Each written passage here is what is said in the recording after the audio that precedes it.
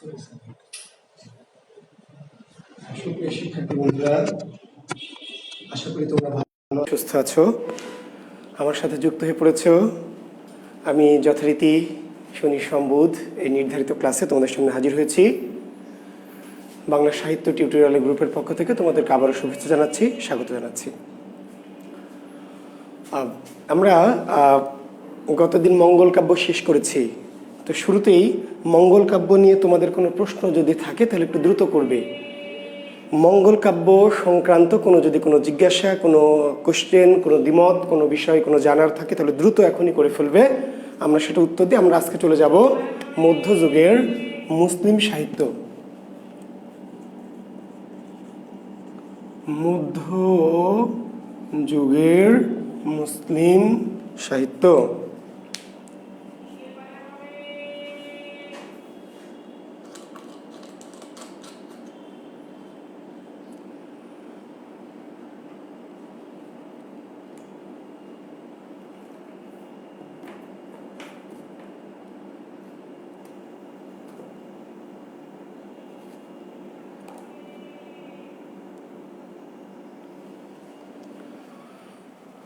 তোমরা কি যুক্ত হতে পেরেছো আমার সাথে? হ্যাঁ, আশা করছি যুক্ত হতে পেরেছো।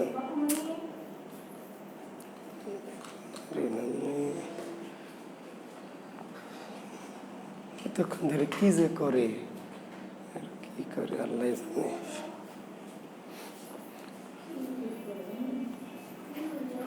তোমাদের কোনো প্রশ্ন আছে? প্রশ্ন করবে কোনো?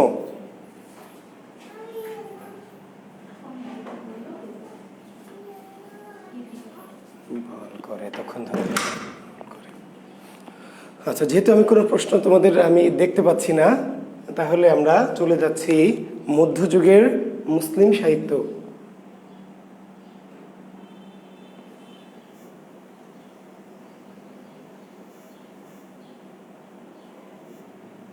আমি দেখতে পাচ্ছি না কেন তোমাদের কোনো কমেন্টস।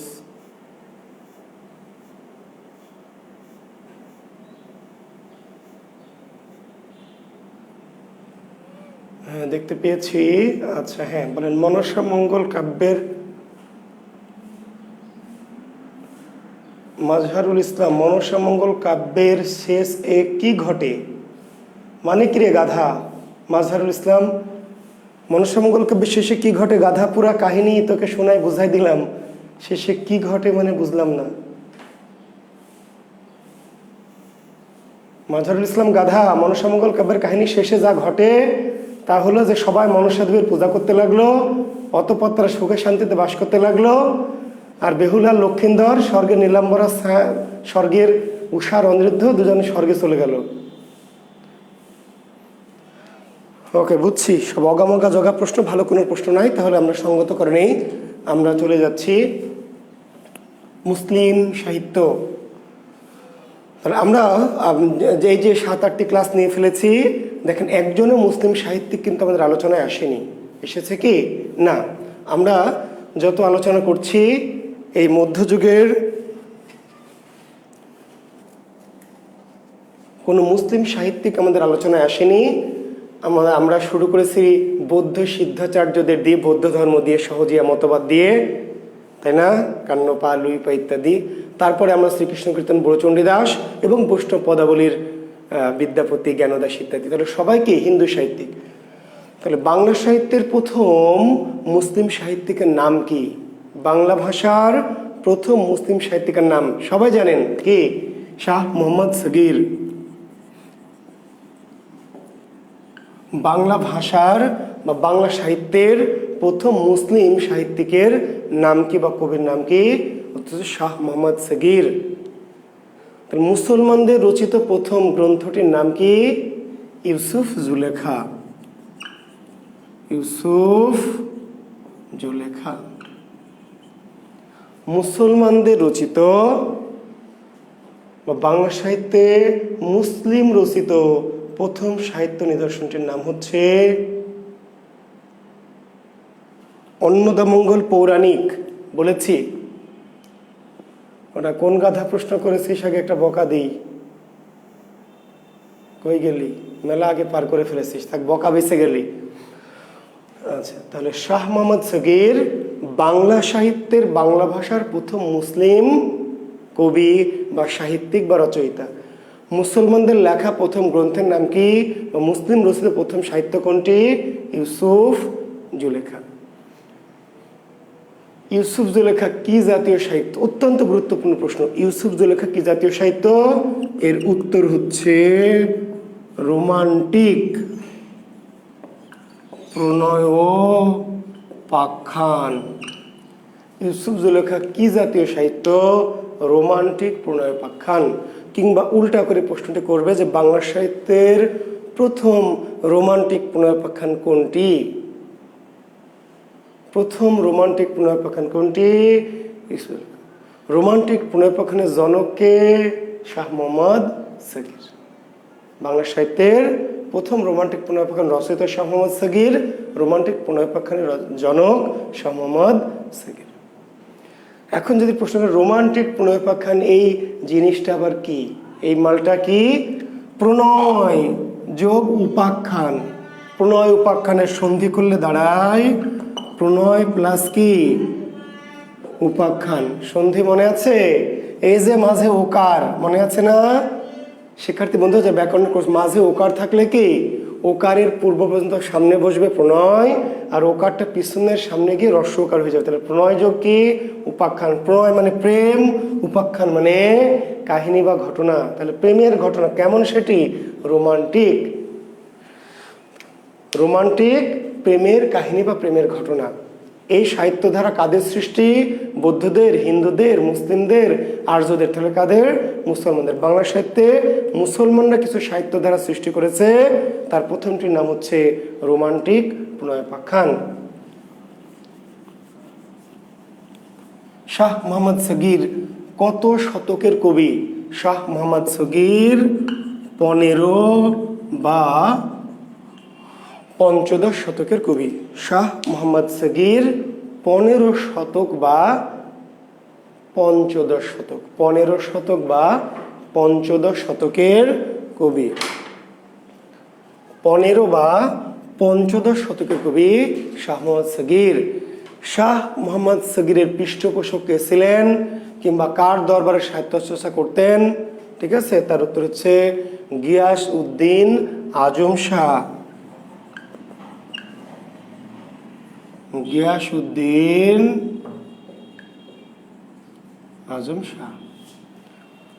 শাহ মোহাম্মদ সগীর কার দরবারে সাহিত্য চর্চা করতেন, বা শাহ মোহাম্মদ সগীরের পৃষ্ঠপোষক কে ছিলেন?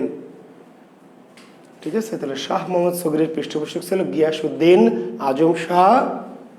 গৌড়ের সুলতান, গৌড়ের সুলতান গিয়াস উদ্দিন, গৌড়, এই গৌড় অঞ্চলের সুলতান গিয়াস উদ্দিন আজম শাহের সভাকবি ছিলেন শাহ মোহাম্মদ সগীর। কত শতকের? 15 বা পঞ্চদশ শতকের কবি। কি কোনো হইচই আছে? কোন আওয়াজ আছে? নাই। ঠিক আছে, রোজা রমজানের দিন ঢেলে দেওয়া তো যাচ্ছে না, তাই না? তাহলে আপাতত ঢেলে দেওয়া বন্ধ থাক। আপাতত আমরা ক্লাস করি, রোজা রমজান পার হলে আবার একটু ঢেলে দেবো, নাকি মণিশঙ্কর নয়ন? ঠিক আছে।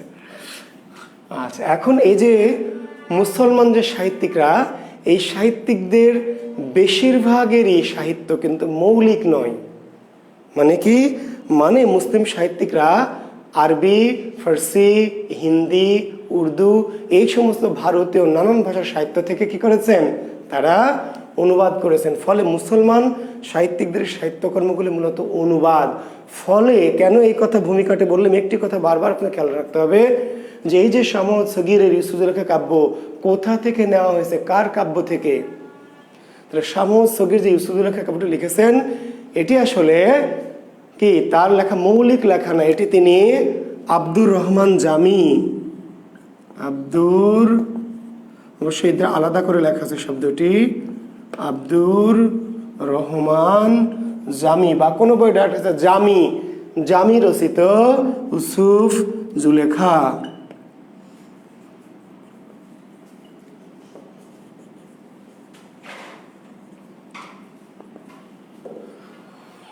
ফার্সি কবি পারস্যের কবি বা ফার্সি কবি, ফার্সি বা পার্সি কবি আব্দুর রহমান জামির ইউসুফ জুলেখা কাব্য থেকে শাহ মোহাম্মদ সগীর ইউসুফ জুলেখার কাব্যটি অনুবাদ করেছেন। যদিও আক্ষরিক অনুবাদ নয়, সাহিত্যিক অনুবাদগুলোকে আমরা কি বলি, ভাবানুবাদ। হ্যাঁ, অনেক ভালোবাসা, অনেক লাইক উঠছে। হ্যাঁ, আমি খুবই খুশি হচ্ছি, খুবই ভালো লাগছে ক্লাস নিতে। হ্যাঁ, আজেবাজে কমেন্টস না করে খুশি হলে লাইক দিবেন, লাভ চিহ্ন দিবেন, আর যদি খারাপ লাগে তাহলে রাগ চিহ্ন দিবেন, তাহলে আমি বুঝবো। রাগ চিহ্ন দিলে বুঝবো যে আপনারা আমার ক্লাস পছন্দ করছেন না, আর ভালোবাসা লাইক দিলে বুঝবো পছন্দ করছেন। জি, আর প্রশ্ন থাকলে শেষে করবেন, আমি সুযোগ দিব। তাহলে কথা ক্লিয়ার? তাহলে ইউসুফ জুলেখা কাব্য কোন ভাষা থেকে নেওয়া হয়েছে? ফার্সি ভাষা। কার কাব্য থেকে নেওয়া হয়েছে? আব্দুর রহমান জামির।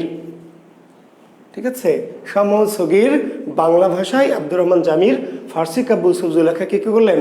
অনুবাদ করলেন। এখন এই কাব্যের কাহিনী কি শোনার দরকার আছে আপনাদের? বলবো কাহিনী পিলির জন্য খুব বেশি জরুরি না, গুরুত্বপূর্ণ না। হ্যাঁ, হাফিজুর লাভ চিহ্ন দিচ্ছে অনেক। আচ্ছা, ধন্যবাদ হাফিজুর, অনেকে দিচ্ছেন। আচ্ছা, আমি নামগুলি বলছি না। আচ্ছা, ইউসুফ জুলেখার কাহিনী কি শুনবেন কি না? হ্যাঁ, হা হা দেওয়া যাবে, সকল রিয়াক্ট দেওয়া যাবে, কিন্তু নিজেদের মাঝে কোনো কমেন্ট করে নিজেরা কমেন্ট নিয়ে ব্যস্ত থাকবে না, তাহলে ঝামেলা। আচ্ছা,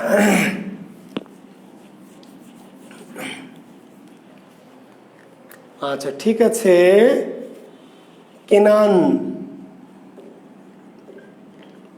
কেনান, এই কেনান দেশের বাদশাহ বা কেনান দেশের একজন সম্ভ্রান্ত ব্যক্তি, বাদশাহ আমরা বলছি ইয়াকুব আলাইহিসসালাম।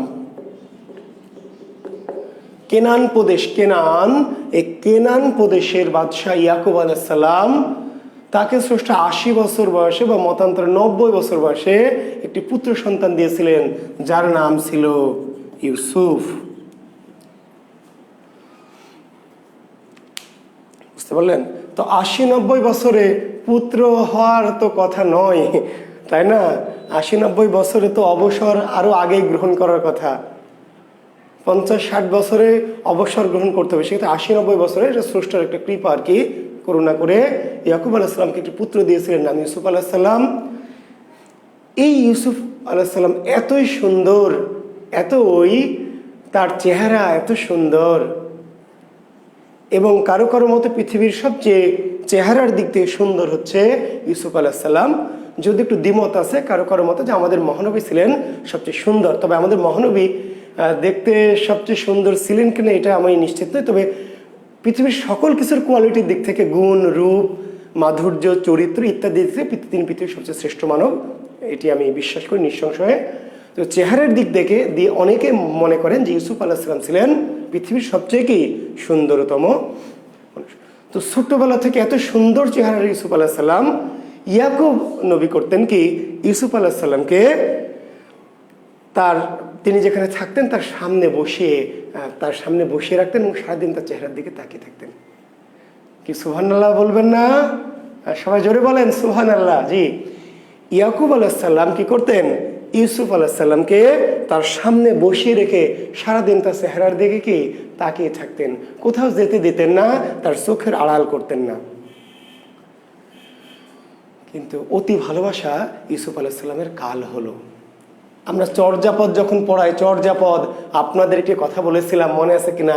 আপনা মাসে হরিণা বৈরি, সেই প্রবাদটির ব্যাখ্যা তখন ভালো মতো দিয়েছি কিনা, এই যে এখন উদাহরণটা বুঝতে পারবেন। আপনা মাসে হরিণা বৈরি, গুণ বা সৌন্দর্য মানুষের সবসময় ভালো না হয়, অনেক সময় কি ক্ষতিরও কারণ হয়। ইয়াকুব নবীর আরও যে পুত্ররা ছিলেন, অর্থাৎ ইউসুফ আলাইহিসসালামের যে বইমাত্র সৎ ভাইরা ছিল, তারা চিন্তা করলো যে এইভাবে ইউসুফকে তো চোখের আড়াল করে না, আর আমাদেরকে ছাগল চড়াতে, মেষ চড়াতে, দুম্বা চড়াতে বনে জঙ্গলে পাঠায়, তাহলে এই রাজ্যটা তো বাবা মৃত্যুর পর বা মৃত্যুর আগে কি করবে? ইউসুফকে দিয়ে যাবে। কাজে যেইভাবে সেই কাজ, সবাই মিলে ইয়াকুব আলাইহিসসালামকে পটিয়ে পাটিয়ে ফুসলিয়ে বললো যে দেখো, তুমি আমাদের এই ভাইকে সারাদিন ঘরের মধ্যে বন্দি করে রাখো, এটা তো ঠিক না। আমরা কত জায়গায় যাই, কত কিছু দেখি, কত কিছু খাই, আমাদের তো ইচ্ছা করে ছোট ভাইটিকে আমাদের সাথে নিয়ে যাব, তুমি সারাদিন আটকে রাখো, বের হতে দাও না, ঠিক না, আমরা আজকে ইউসুফকে আমাদের সাথে নিয়ে যাব। ইউসুফও খুব শখ যে হ্যাঁ ভাইদের সাথে সেও কি করবে, বাইরে যাবে। তো যাই হোক, ইয়াকুব আলাইহিস সালামের অনিচ্ছা সত্ত্বেও ভাইদের অনুরোধ এবং ইউসুফের ইচ্ছায় পাঠানো হলো। ওরা নিয়ে গিয়ে করলো কি, জঙ্গলের মধ্যে নিয়ে গিয়ে একটা কুয়ার মধ্যে ফেলে দিল ইউসুফ আলাইহিস সালামকে। জামা কাপড়গুলি খুলে নিল, কুয়ার মধ্যে ফেলে দিল 5 বছরের বয়সের ইউসুফ আলাইহিস সালামকে। এবং জামা কাপড়গুলি নিয়ে এসে ছাগল টাগল বা বনের কেটে রক্ত লাগিয়ে বাসায় গিয়ে তার বাবাকে বললো, ইয়াকুব আলাইহিস সালামকে বললো যে ইউসুফ আলাইহিস সালামকে কি করেছে, বাঘে খেয়ে ফেলেছে। বিশ্বাস করেন ইয়াকুব আলাইহিস সালাম বনের পশু পাখিদের তিনি জিজ্ঞেস করেছিলেন। তো সেই আমি অলৌকিকত্বে যাব না, আমি আবার বলছি শিক্ষার্থী বন্ধুরা, আমাদের উদ্দেশ্য কিন্তু অলৌকিকত্ব বা ধর্মীয় আলোচনা নয়। দয়া করে কেউ জি আচ্ছা দয়া করে কেউ এটা অন্যভাবে নেবেন না। আমি আবার বলছি যে আমাদের কিন্তু পবিত্র কোরআন শরীফে সূরা ইউসুফ নামে ইউসুফ আলাইহিস সালামের জীবনীর কিছু অংশ আছে। তবে ওই ইউসুফ আলাইহিস সালামের আমাদের মানে কোরআনের যে ইউসুফ আলাইহিস সালাম তার সাথে এই কাব্যের যে ইউসুফ আলাইহিস সালাম একেবারে কিন্তু মিল নাই। কারণ কবিরা যখন কবিতা লেখেন, সাহিত্য লেখেন, তখন অনেক কিছু কি করেন, রূপ রস মাধুর্য ইত্যাদি ইত্যাদি তার সাথে যুক্ত করেন। কাজে আমরা যখন আপনাদের সাহিত্যের ক্লাস নিব তখন কিন্তু ধর্মীয় কোরআনের ইউসুফ আলাইহিস সালামের কাহিনীটা আপনাদেরকে শোনাবো না, শোনাতে পারবো না। কেন শোনাবো না স্যার, কেন শোনাবেন না? শোনাবো না এই জন্য যে ওটা আমাদের সাহিত্যের যে ইউসুফ আলাইহিস সালাম, অর্থাৎ আমরা ইউসুফ জুলেখার যে কাহিনী, সে কাহিনীর ইউসুফের জীবনী পড়াবো। বুঝতে পারলেন? আর আপনারা যারা ইউসুফ আলাইহিস সালাম সম্পর্কে কৌতূহল, তার মধ্যে নবীদের জীবনী আছে, কাসাসুল আম্বিয়া আছে এবং আমাদের সূরা ইউসুফ আছে, সেখান থেকে পড়ে ফেলবেন। জি আবার বলছি, কোনোভাবে কনফ্লিক্ট হওয়া যাবে না, কোনোভাবেই মানে আমার সাথে দ্বিমত পোষণ করা যাবে না, কোনোভাবেই আমার কথাকে অন্যভাবে নেগেটিভ সেন্সে নেওয়া যাবে না। বুঝতে পারলেন? অর্থাৎ আমি পবিত্র কোরআনের যে সূরা ইউসুফ, সেখান থেকে ইউসুফের কাহিনী পড়াচ্ছি না, আমি পড়াচ্ছি হচ্ছে আমাদের শাহ মোহাম্মদ সগীর বা আব্দুর রহমান জামি রচিত যে ইউসুফ জুলেখার প্রণয় কাহিনী, প্রেম কাহিনী, সেইটুকু। বোঝা গেছে? জি, অনেকে বোঝেন না, কম বোঝেন, ফলে সাহিত্য পড়াতে গিয়ে আমাদের বারবার কৈফিয়ত দিতে হয়, যেহেতু অনেক অগা মগা জগা এবং মানে ধর্ম বোঝে না কিন্তু ধর্মকে নিয়ে অতি বাড়াবাড়ি করে, এরকম কিছু মানুষ আছে। বিধায় সাহিত্য পড়াতে গিয়ে বারবার আমি এই ধরনের মানে এক্সকিউজ বা কৈফিয়ত দিতে হচ্ছে। জি দিতে হয়, কারণ অনেকেই সহজ কথাকে সহজভাবে বোঝে না, নেগেটিভলি সব কিছুকেই, যা কিছুই বলবো তার সাথে তো কোনো কিছুকে যুক্ত করে নেবে। জি, তো যাই হোক, ফেলে দিল। আমরা সংক্ষেপে যেহেতু বলবো, অতি বিশদ আলোচনায় যাব না। এরপরে ভাইরা চলে গেল। তো ওই পথ দিয়ে যাচ্ছিল একজন বণিক, আগের যুগে তো জাহাজ বা গাড়ি ঘোড়া ছিল না, হেঁটে যেত। ওই পথ দিয়ে কুয়ার পাশ দিয়ে যাচ্ছে, এবং আগের যুগে টিউবওয়েল ছিল না, বুঝেন নাই, ট্যাপও ছিল না, কি ছিল, পানির একমাত্র ব্যবস্থা ছিল কি, কুয়াগুলি। এবং পথিকদের জন্য এই কুয়াগুলি তৈরি করা হতো যেন তারা কি রাস্তাঘাটে পানি পান করতে পারে। তো একজন ব্যবসায়ী, মিশরের একজন সওদাগর, সে কেনান প্রদেশে গিয়েছিল ব্যবসা করতে, সেখান থেকে সে মিশরে যাচ্ছে। তো কুয়ার মধ্যে কি করেছে, বালতি, দড়িতে করে বালতি নামিয়ে দিয়েছে, পানি তুলবে, নামিয়েছে। এবার পানি দড়ি টেনে টেনে তুলে, একটু বালতি তুলে দেখে যে বালতির মধ্যে আলো চমকাচ্ছে, আলো নূর চমকাচ্ছে। একটু ভয় পেয়ে গেছে ব্যবসায়ী, দড়িটা একটু ছেড়ে দিয়েছে, বালতিটা নিচে নামিয়ে দিয়েছে। যে ব্যাপার কি, এই পানির নিচে বালতির উপরে এরকম আলো চমকাচ্ছে কেন, নূরের মতো কেন চমকাচ্ছে, কি এটা? আসলে ওই যে আমাদের ইউসুফ আলাইহিস সালাম কুয়ায় পড়েছিলেন, বালতিটা নামানোর সাথে সাথে তিনি কি বালতিতে উঠে বসে পড়েছেন। এমনিতে এত সুন্দর সাদা ফর্সা উজ্জ্বল চেহারা, আর পানিতে ভিজে আরো কি উজ্জ্বল হয়েছে। জানেন কি, পানিতে ভিজলে মানুষের চেহারা উজ্জ্বল হয়, জানেন? দেখবেন নায়িকাদের মাঝে মধ্যে বৃষ্টি ভেজা দৃশ্যে গান দেয়, খালি মাঝে মধ্যে দেয় না, বৃষ্টিরে বৃষ্টি আয়না জোরে ফিরে যাব না আজকে ঘরে, তারপর টিপ টিপ বারসা পানি। মাঝে মধ্যে কেন নায়িকাদের বৃষ্টি ভেজা দৃশ্যে কিংবা ওই সমুদ্র সৈকত এরকম জায়গায় কেন গান দেয়? অর্থাৎ শরীরটা যখন পানিতে ভেজে তখন গ্লেজটা আরও কি বেশি হয়। তো ওই যে ইউসুফ আলাইহিস সালাম এমনিতেই তো এত অপূর্ব সুন্দর, তারপরে আবার কি করেছে, পানিতে পড়েছিল, বালতির উপর উঠেছে, একেবারে নূর আলো জ্বলছে। ব্যবসায়ী একটু সাহসী ছিল, ভালো হচ্ছে দেখি তো জিনিসটা কি। এবার আবার দড়িটাকে একটু টেনে টেনে একটু উপরে তুলে দেখে যে অপূর্ব অপরূপ সুন্দরী, সুন্দর একটি ছেলে। তো যাই হোক তুলে নিল, তুলে নিয়ে খুব খুশি হলো। আগের যুগে একটি সোনার হার কুড়িয়ে পাওয়া বা সোনার একটা বার কুড়িয়ে পাওয়া আর একটা ছোট বাচ্চা কুড়িয়ে পাওয়া একই বিষয় ছিল।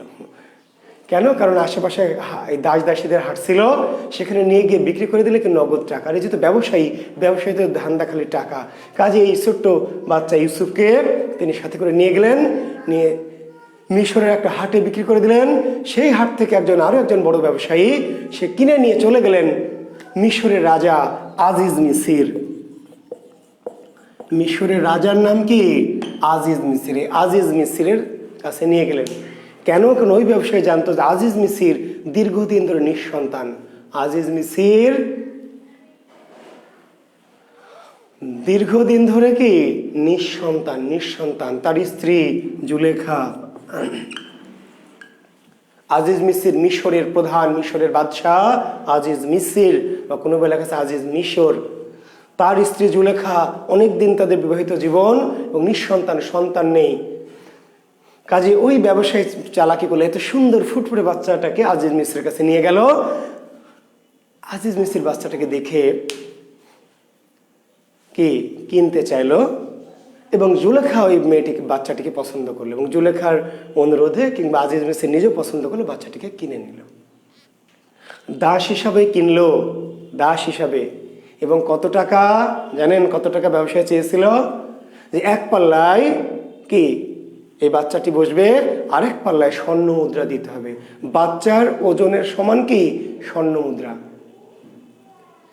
আজিজ মিসির রাজি হয়ে গেল যে বাচ্চার সমান স্বর্ণ মুদ্রার কত, ছোট একটা বাচ্চা 5 বছরের, এর কত স্বর্ণ মুদ্রা হবে। এক পাল্লায় ইউসুফকে বসিয়ে দেওয়া হলো, ইউসুফ আলাইহিস সালামকে, এক পাল্লায় স্বর্ণ মুদ্রা। এবার স্বর্ণ মুদ্রা দেওয়া হয় 2 বস্তা, 4 বস্তা, 5 বস্তা, 12 বস্তা, 15 বস্তা। ইউসুফ আলাইহিস সালামের সমান হয় না। সমান তো দূরে থাক, ওই পাল্লা যে বাচ্চার দিকে হেলে আছে একটু এই পাশে হেলে না। হাদিসে বলা আছে পৃথিবীর শুধু আজিজ মিসিরের সম্পদ না, পৃথিবীর সকল স্বর্ণ মুদ্রা যদি অপর পাল্লায় দেওয়া হতো তবু ইউসুফ আলাইহিস সালামের সমান হতো। তো যাই হোক, দিতে দিতে সমান তো হলোই না। আজিজ মিসিরের সমস্ত স্বর্ণ মুদ্রা কি শেষ, আর স্বর্ণ মুদ্রা নাই। সবাই হতবাক, ব্যবসায়ী তো আরো হতবাক। আজিজ মিসির বলে যে আমার তার স্বর্ণ মুদ্রা নাই, এখন কি করা যাবে? ব্যবসায়ী বলছে হুজুর আমার চলবে, এতেই চলবে, সমস্যা নাই। যাই হোক, বালকটিকে দিয়ে ওই স্বর্ণ মুদ্রাগুলো সে গাড়িতে করে নিয়ে চলে গেল। এবার দাস হিসাবে আজিজ মিসির কিনে বাচ্চাটিকে অন্দরমহলে দিয়ে দিল। জুলেখা তাকে নিজের অন্দরমহলে রেখে দিল, কিন্তু মানুষ করা শুরু করলো সন্তানের মতো করে। জুলেখা ইউসুফকে নিজের সন্তানের মতো করে প্রতিপালন করা শুরু করলো, সন্তানের মতো। তাকে খাওয়ায়, তাকে গোসল করায়, তাকে জামা কাপড় পরাই দেয়। এইভাবে দিন যায়, মাস যায়, বছর যায়। ওই শিশু ইউসুফ আস্তে আস্তে কি বড় হয়, 14-15 বছর বয়স হয়। যখন 15 বছর বয়স হয়ে যায়, 15 বছর, তখন রাজমহলে একটা কানাকানি উঠে যায়। রাজমহলে কানাকানি, উজিরের বউ, নাজিরের বউ, সেনাপতির বউ, মন্ত্রী কানাকানি করে যে সি সি সি সি, এই বেগম জুলেখা এত পাজি, এত বেয়াদ্দপ, এত বেশরম, বেলাজ, বেহুদ্দা, সন্তানের পেয়ে পড়েছে। ইউসুফ, সি, আমরা হলে জীবনে পারতাম না, সি সি সি, এটা হয় কখনো? সন্তানের মতো ইউসুফের পেয়ে পড়েছে। জুলেখা একদিন ওদেরকে দাওয়াত দিলেন। কাদেরকে? এই দরবারের যে উচ্চ পদস্থ ব্যক্তিদের, যারা বউ, আমিরের বউ, উজিরের বউ, নাজিরের বউ, মন্ত্রীর বউ, সেনাপতির বউ, এদেরকে জুলেখা দাওয়াত দিলেন। তো বেগম যেহেতু দাওয়াত দিয়েছে, তাদের দাওয়াত কবুল না করে না এসে সুযোগ নেই, বুঝলেন? নাই, যতই শেখ হাসিনাকে যতই গালি দেন, শেখ হাসিনা যখন আপনাকে ডেকে পাঠাবে, আমন্ত্রণ জানাবে সাক্ষাৎকার জন্য গণভবনে, আপনি সবার আগে দৌড়াবেন এবং এত জোরে দৌড়াবেন যে কোনো বিমান লাগবে না।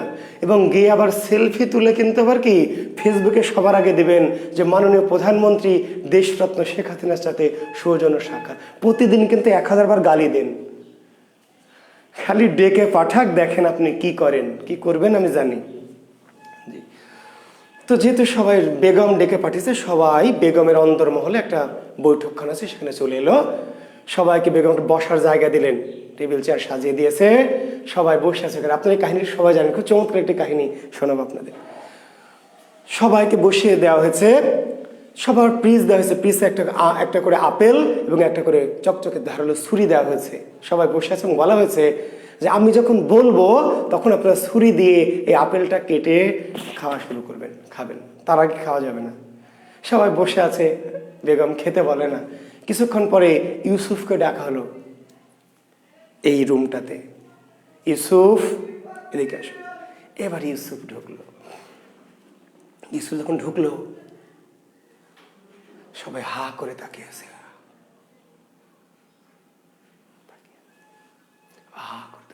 জুলেখা বলছে সবাই তোমরা আপেলটা কাটো, কেটে খাও। কিসের আপেল খাওয়া? সবাই তাকিয়ে আছে ইউসুফের দিকে। যখন বেগম আরেকটা ধমক দিল, এই আপেল কাটো, কেটে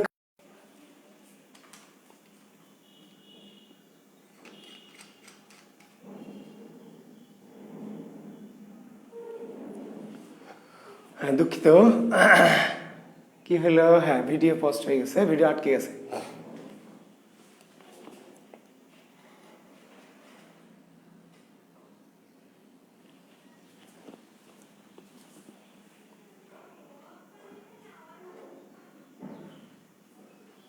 এখন ঠিক আছে? হ্যাঁ ওকে ওকে। শিক্ষার্থী বন্ধুরা দেখেন তো, গল্পের ক্লাইম্যাক্সের মাঝখানে কি একটা অবস্থা। হ্যাঁ এই যন্ত্র যে এমন যন্ত্রণা দেয় মাঝে মধ্যে না। জি আচ্ছা, তাহলে এইবার আস্তে আস্তে 1 কান 2 কান হতে হতে কি আজিজ মিসির, মিশরের বাদশাহ আজিজ মিসিরের কানে চলে গেল। তো যাই হোক, এই জুলেখা আসলে অনেক আগ থেকে স্বপ্নে ইউসুফকে দেখে অনেক আগ থেকেই ইউসুফের প্রতি ভালোবাসা আসক্ত হয়েছিল। সেই বিশাল কাহিনীতে আমরা যাব না।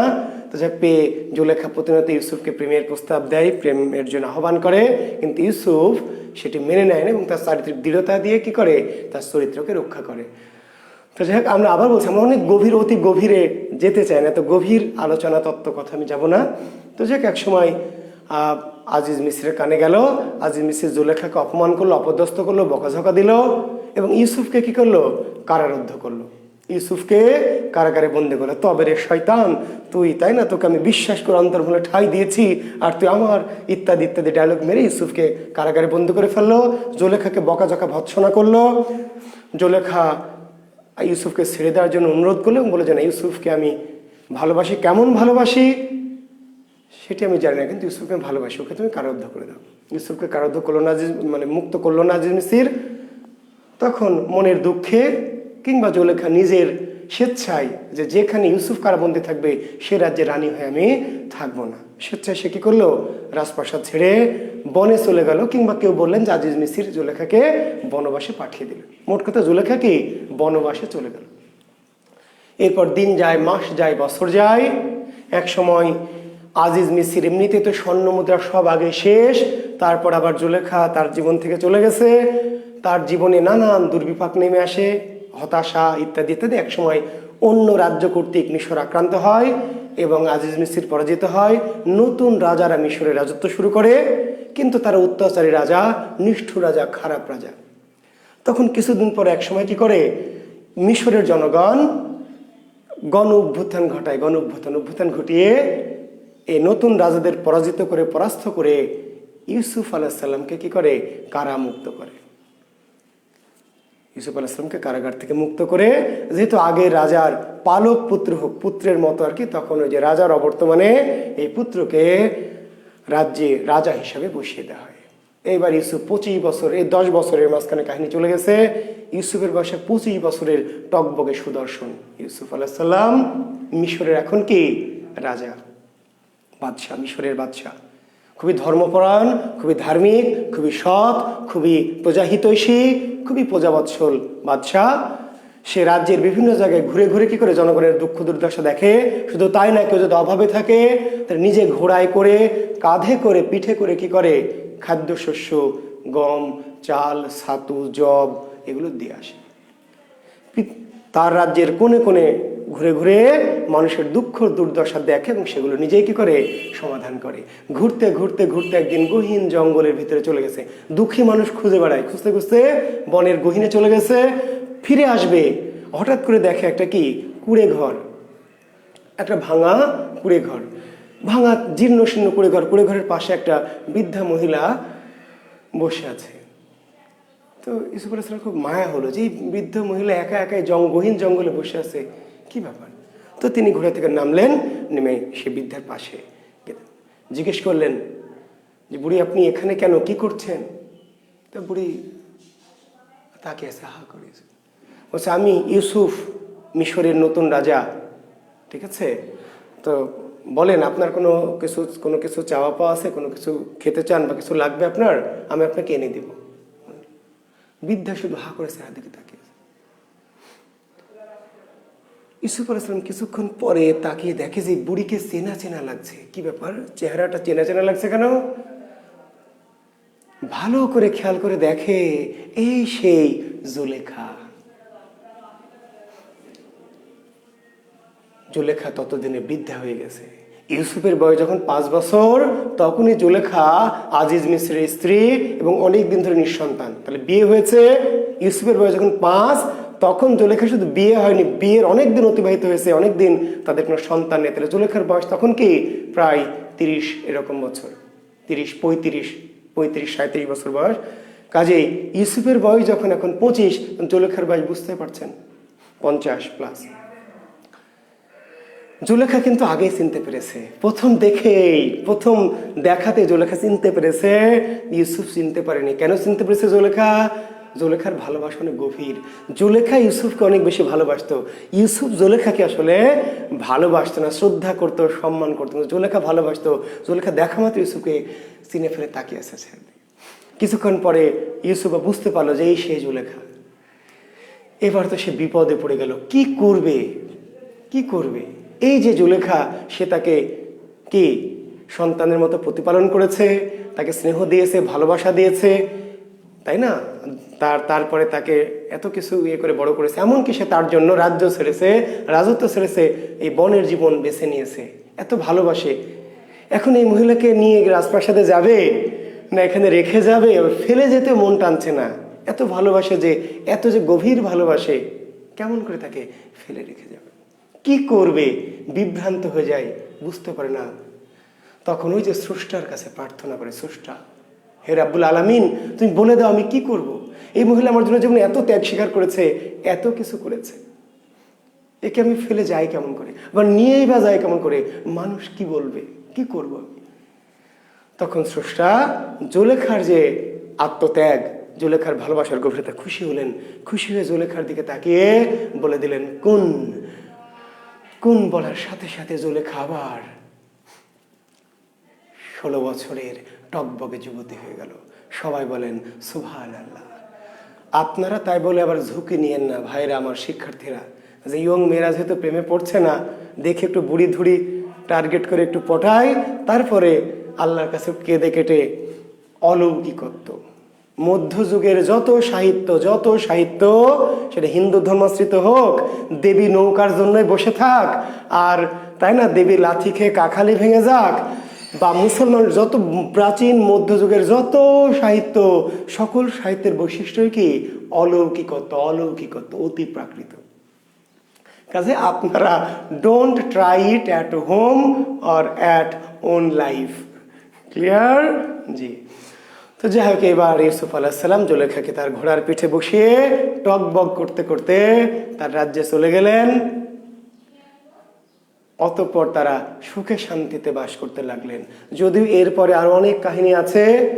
ওই যে ইউসুফ আলাইহিস সালামের অন্য ভাইরা, তাই না, তার রাজ্যে দুর্ভিক্ষ পীড়িত আসে, আমি সেই অত বিষয়ের পিছনে আর যাব না, কারণ আমাদের ইউসুফ জুলেখার মূল কাহিনী এই পর্যন্তই। অতঃপর তারা সুখে শান্তিতে বাস করতে লাগলো। জি।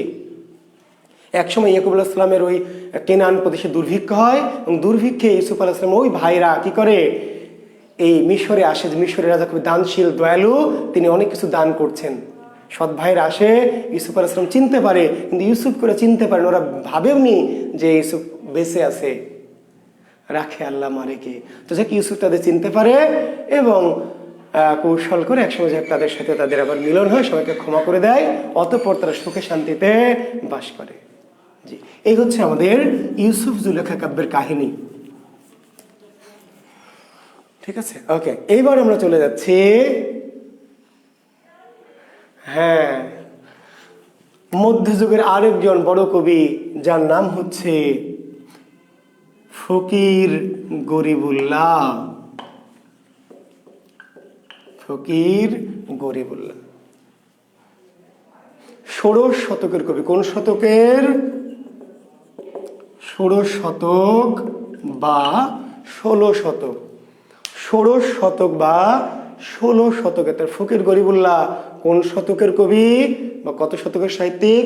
ষোড়শ শতক বা 16 শতকের সাহিত্যিক ফকির গরিবুল্লাহ। এই ফকির গরিবুল্লাহ অতি বিখ্যাত মুসলিম সাহিত্যিকদের মধ্যে। কেন? ইনার কাছ থেকে অনেক প্রশ্ন দেখবেন বিভিন্ন পরীক্ষা, বিসিএসে না, বিসিএসে কম আসে, প্রাইমারি, নিবন্ধন, অন্যান্য ঘুরিয়ে দিতে পারে, পরীক্ষায় আসবে। এই ফকির গরিবুল্লাহ মধ্যযুগের মুসলিম সাহিত্যের দুটি সাহিত্য ধারার জনক। গ্রন্থের রচয়িতা না, গ্রন্থের রচয়িতা দুটি সাহিত্য ধারা। কি কি ধারা? একটির নাম হলো জঙ্গনামা, আর একটির নাম হলো পুঁথি সাহিত্য। ফকির গরিবুল্লাহ মধ্যযুগের দুটি বিখ্যাত সাহিত্য ধারা, সেই সাহিত্য ধারার জনক। তাহলে প্রশ্নে জঙ্গনামার জনককে? উত্তর ফকির গরিবুল্লাহ। পুঁথি সাহিত্যের জনককে? ফকির গরিবুল্লাহ। জঙ্গনামার জনক ফকির গরিবুল্লাহ, পুঁথি সাহিত্যের জনক ফকির গরিবুল্লাহ। ঠিক আছে, বুঝতে পেরেছেন? এই জঙ্গনামা কিন্তু কোনো গ্রন্থের নাম না, পুঁথি সাহিত্য গ্রন্থের নাম। এটি হলো যেমন বৈষ্ণব পদাবলী একটা ধারা, চর্যাপদ একটি ধারা। তাহলে মধ্যযুগের মুসলমানদের রচিত দুটি সাহিত্য ধারা জঙ্গনাম এবং পুঁথি সাহিত্য, জনক ফকির গরিবুল্লাহ। জঙ্গনামা, জং, জং শব্দের অর্থ কি? যুদ্ধ। জং, জং শব্দের অর্থ যুদ্ধ, নামা শব্দের অর্থ কাহিনী বা ঘটনা। তাহলে জঙ্গনামা শব্দের অর্থ কি? জঙ্গনামা শব্দের অর্থ হচ্ছে কি? যুদ্ধের কাহিনী বা যুদ্ধের ঘটনা। বিশেষ রিটেন পরীক্ষার্থী যারা, বিশেষ যারা রিটেন পরীক্ষার্থী, রিটেন, তাদের জন্য বলছি আসবে লিখিত পরীক্ষায় জঙ্গনামা কি। জি, লিখিত পরীক্ষার্থী যারা, তাদের জন্য অবশ্যই গুরুত্বপূর্ণ প্রশ্ন, জঙ্গনামা কি। তাহলে জঙ্গনামা কি? এর উত্তর কি? জঙ্গনামা হচ্ছে মধ্যযুগের মুসলিম বীরত্ব সূচক যুদ্ধ কাহিনীকে বলা হয় জঙ্গনামা। মধ্যযুগের কি কবিদের দ্বারা রচিত মুসলিম বীরত্ব সূচক যুদ্ধ কাহিনীকে, মুসলিম বীরত্ব সূচক যুদ্ধ কাহিনীকে বলে জঙ্গনামা। জঙ্গনামার উদ্দেশ্য কি? যে মুসলিম বীরদের নিয়ে রচিত। তো জঙ্গনামা কি পিলিতে যদি আসে এক কথায় জঙ্গনামা কি, তাহলে যুদ্ধ কাব্য। এক কথায় প্রিলিমিনারি জঙ্গনামা কি? যুদ্ধ কাব্য। রিটেনে শুধু যুদ্ধ কাব্য এটা বললে তো 3 মার্কস পাওয়া যাবে না। তাহলে রিটেনে বলতে হবে জঙ্গনামা হচ্ছে প্রাচীন মুসলিম বীরদের নিয়ে রচিত যুদ্ধ কাব্য। প্রাচীন মুসলিম বীরদের নিয়ে রচিত যুদ্ধ কাব্য। তো এই জঙ্গনামা, তবে জঙ্গনামার আদি কবিকে? আদি কবি, জঙ্গনামার আদি বা প্রথম রচয়িতা জানেন? আচ্ছা, এই জঙ্গনামা ফকির গরিবুল্লাহ রচিত জঙ্গনামার নাম কি? তাহলে ওটার উত্তর পেয়ে যাবেন। ফকির গরিবুল্লাহ রচিত জঙ্গনামা, আমির হামজা। ফকির গরিবুল্লাহ রচিত জঙ্গনামা, এর নাম হলো আমির হামজা। আর বাংলা সাহিত্যে জঙ্গনামার আদি রচয়িতার নাম হলো সৈয়দ হামজা। ভালো করে শুনেন কথাটি, যেটি বলছি তাহলে যে জঙ্গনামার জনক হচ্ছে ফকির গরিবুল্লাহ, জঙ্গনামার জনককে ফকির গরিবুল্লাহ, কিন্তু জঙ্গনামার আদি রচয়িতা আদি কবি জঙ্গনামার আদি কবিকে সৈয়দ হামজা আদি কবি প্রথম লিখেছেন, কিন্তু জঙ্গনামার জনক কিংবা জঙ্গনামার শ্রেষ্ঠ কবি, জঙ্গনামা ধারা শ্রেষ্ঠ কবির নাম হচ্ছে ফকির গরিবুল্লাহ। ফকির গরিবুল্লাহ রচিত জঙ্গনামা কি? আমির হামজা। আরো একটি আছে সোনাভান, আমির হামজা সোনাভান। তাহলে সোনাভান কি জাতীয় সাহিত্য? জঙ্গনামা। আমির হামজা কি জাতীয় রচনা? তাহলে জঙ্গনামা। তাহলে এই যে আমির হামজা রাদিয়াল্লাহু তাআলা আনহু, নিশ্চয় নাম শুনে থাকবেন। হামজা রাদিয়াল্লাহু তাআলা আনহু একজন বড় কি মুসলিম বীর। এই হামজা রাদিয়াল্লাহু তাআলা আনহুর যে কৃতিত্ব বা বীরত্ব, সেই কাহিনী হলো আমির হামজা। আর সোনাভান নামক একজন বীরের বীরত্ব ব্যঞ্জক কাহিনী হচ্ছে সোনাভান।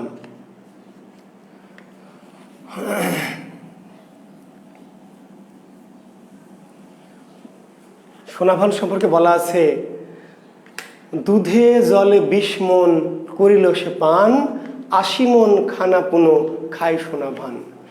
দুধে জলে 20 মণ, দুধে জলে 20 মণ করিল সে পান, দুধে জলে 20 মণ করিল সে পান। 20 মণ দুধ আর জল মিশায়ে 20 মণ মেরে দিল, 80 মণ খানা পুনো খায় সোনাভান। দুধ আর জল 20 মণ মেরে দিয়ে তারপর কি 80 মণ খাবার খায়, সে হলো সোনাভান। আগের যুগের বীররা অনেক খাবারও খেত। কালকেতুতে, আমিও তো গভীরে যাইনি, কালকেতু অনেক খাবার খেত, হাতি ঘোড়া খেয়ে ফেলতো কালকেতু। জি, তো সোনাভান সম্পর্কে বলা হয়, দুধে জলে 20 মণ করিল সে পান, 80 মণ খানা পুনো খায় সোনাভান। তো এই সোনাভানের যে বীরত্ব, তার যে কীর্তি, সেগুলি মূলত এই ফকির গরিবুল্লাহ তার সোনাভান কাব্যে লিখেছেন, যেগুলোকে বলা হয় মুসলিম বীরত্বব্যঞ্জক যুদ্ধ কাহিনী বা জঙ্গনামা। তাহলে সোনাভানের রচয়িতাকে ফকির গরিবুল্লাহ, আমির হামজার রচয়িতাকে ফকির গরিবুল্লাহ। কি জাতীয় চরিত্র, কি জাতীয় সাহিত্য? জঙ্গনামা। আর জঙ্গনামার আদি কবিকে তাহলে বলবেন সৈয়দ হামজা। আরেকটি ফকির গরিবুল্লাহ আরেকটি সাহিত্য জনক, পুঁথি সাহিত্য। ফকির গরিবুল্লাহ কি? পুঁথি সাহিত্য।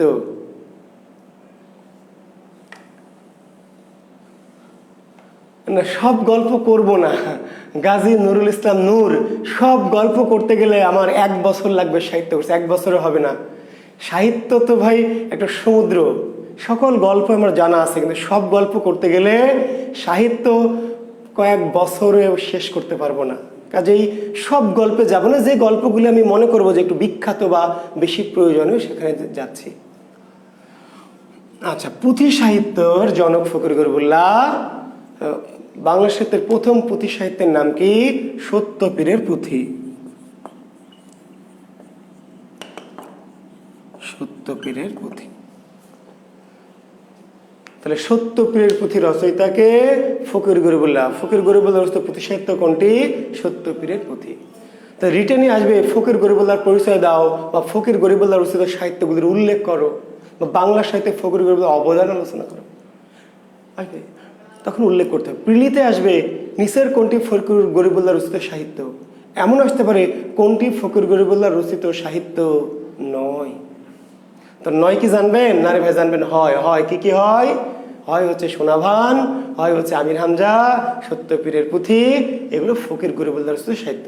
এবং আমির হামজা, সোনাভান জঙ্গনামা, আর সত্যপীরের পুঁথি কি? পুঁথি সাহিত্য। পুঁথি সাহিত্য। আচ্ছা, ফকির গরিবুল্লাহর পরে আমরা আরেকজন বিখ্যাত সাহিত্যিক নিয়ে একটু কথা বলবো।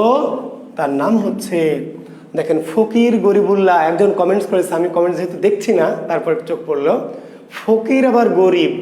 ফকির, তারপর আবার কি? গরিব। আপনারা পদ্মা নদীর মাঝির কথা মনে আছে? নায়ক কুবের, কুবের বলছে সে গরিবের মধ্যে আরো গরিব, ছোট লোকের মধ্যে কি আরো ছোট লোক। কুবের তার নিজের সম্পর্কে বলছে যে আমি গরিবের মধ্যে আরো গরিব, ছোট লোকের মধ্যে আরো ছোট লোক। তো এই ভদ্রলোকের নাম ফকির, ফকির আবার গরিব।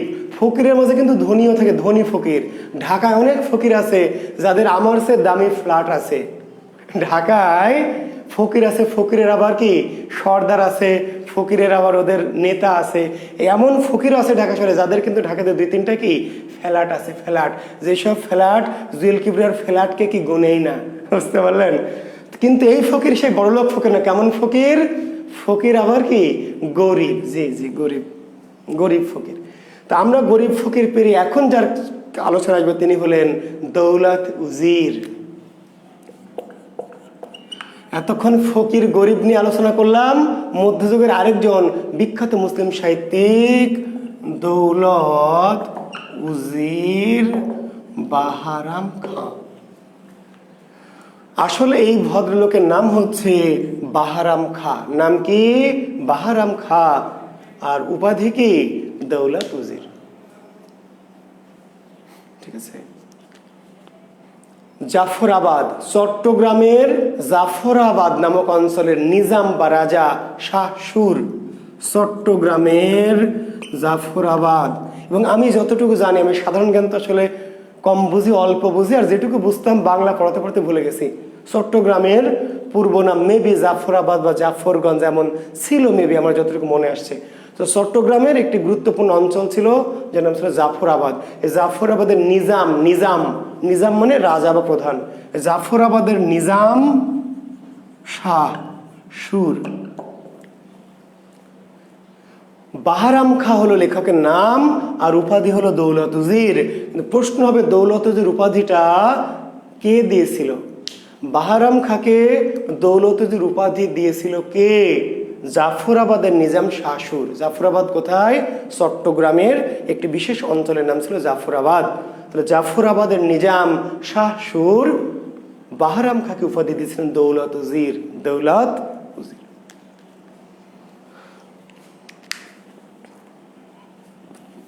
বাহারাম খাঁ কত শতকের কবি? 16 শতকের। 16 শতক এর কবি দৌলত উজির বাহারাম খাঁ। তার পৃষ্ঠপোষক ছিল কে? শাহ সুর। কার দরবারে সাহিত্য চর্চা করতেন? শাহ সুরের দরবারে। দৌলত উজির রচিত একটি সাহিত্য অতি বিখ্যাত, মধ্যযুগের সবচেয়ে জনপ্রিয় সাহিত্যটির নাম কি? মুসলমানদের রচিত, জি, মধ্যযুগের মুসলমানদের রচিত সবচেয়ে জনপ্রিয় সাহিত্যটির নাম লাইলি মজনু।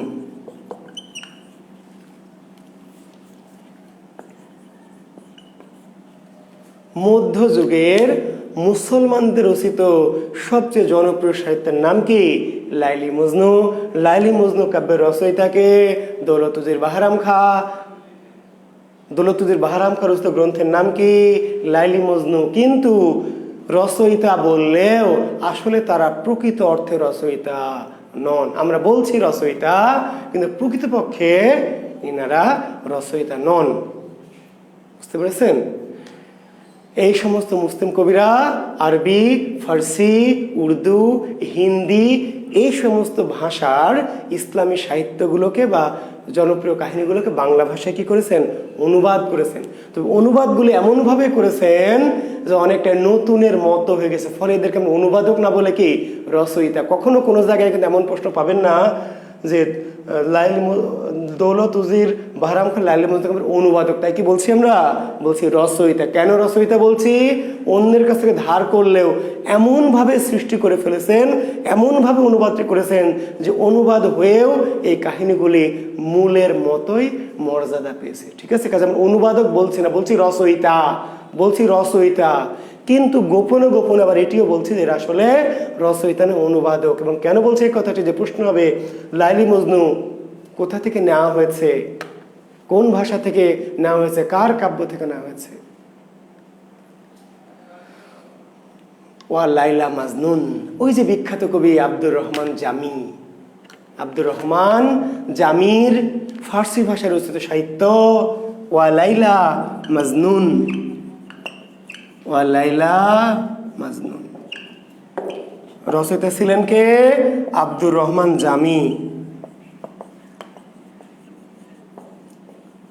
কোন ভাষায় রচিত ছিল এটি? ফার্সি ভাষায়। তাহলে ফার্সি ভাষায়, তাহলে লাইলি মজনু কাব্যের কাহিনী বাহারামকা কোথা থেকে নিয়েছেন? ফার্সি ভাষা থেকে। কার কাব্য থেকে? জামির কাব্য থেকে। পারস্যের কবি বা পার্সি বা ফার্সি ভাষার কবি আব্দুর রহমান জামির ওয়া লাইলা মাজনুন এই কাব্য থেকে লাইলি মজনু কাব্যের কাহিনী নেওয়া হয়েছে। কোন কাব্য থেকে নেওয়া হয়েছে? ওয়া লাইলা মাজনুন কার কাব্য থেকে? জামির কাব্য থেকে। লাইলি মজনু কাব্যের কাহিনী কোথাকার? কোন দেশের কাহিনী? আরবের। লাইলি মজনু কাব্যের কাহিনী কোথাকার? কোন দেশের? আরবের।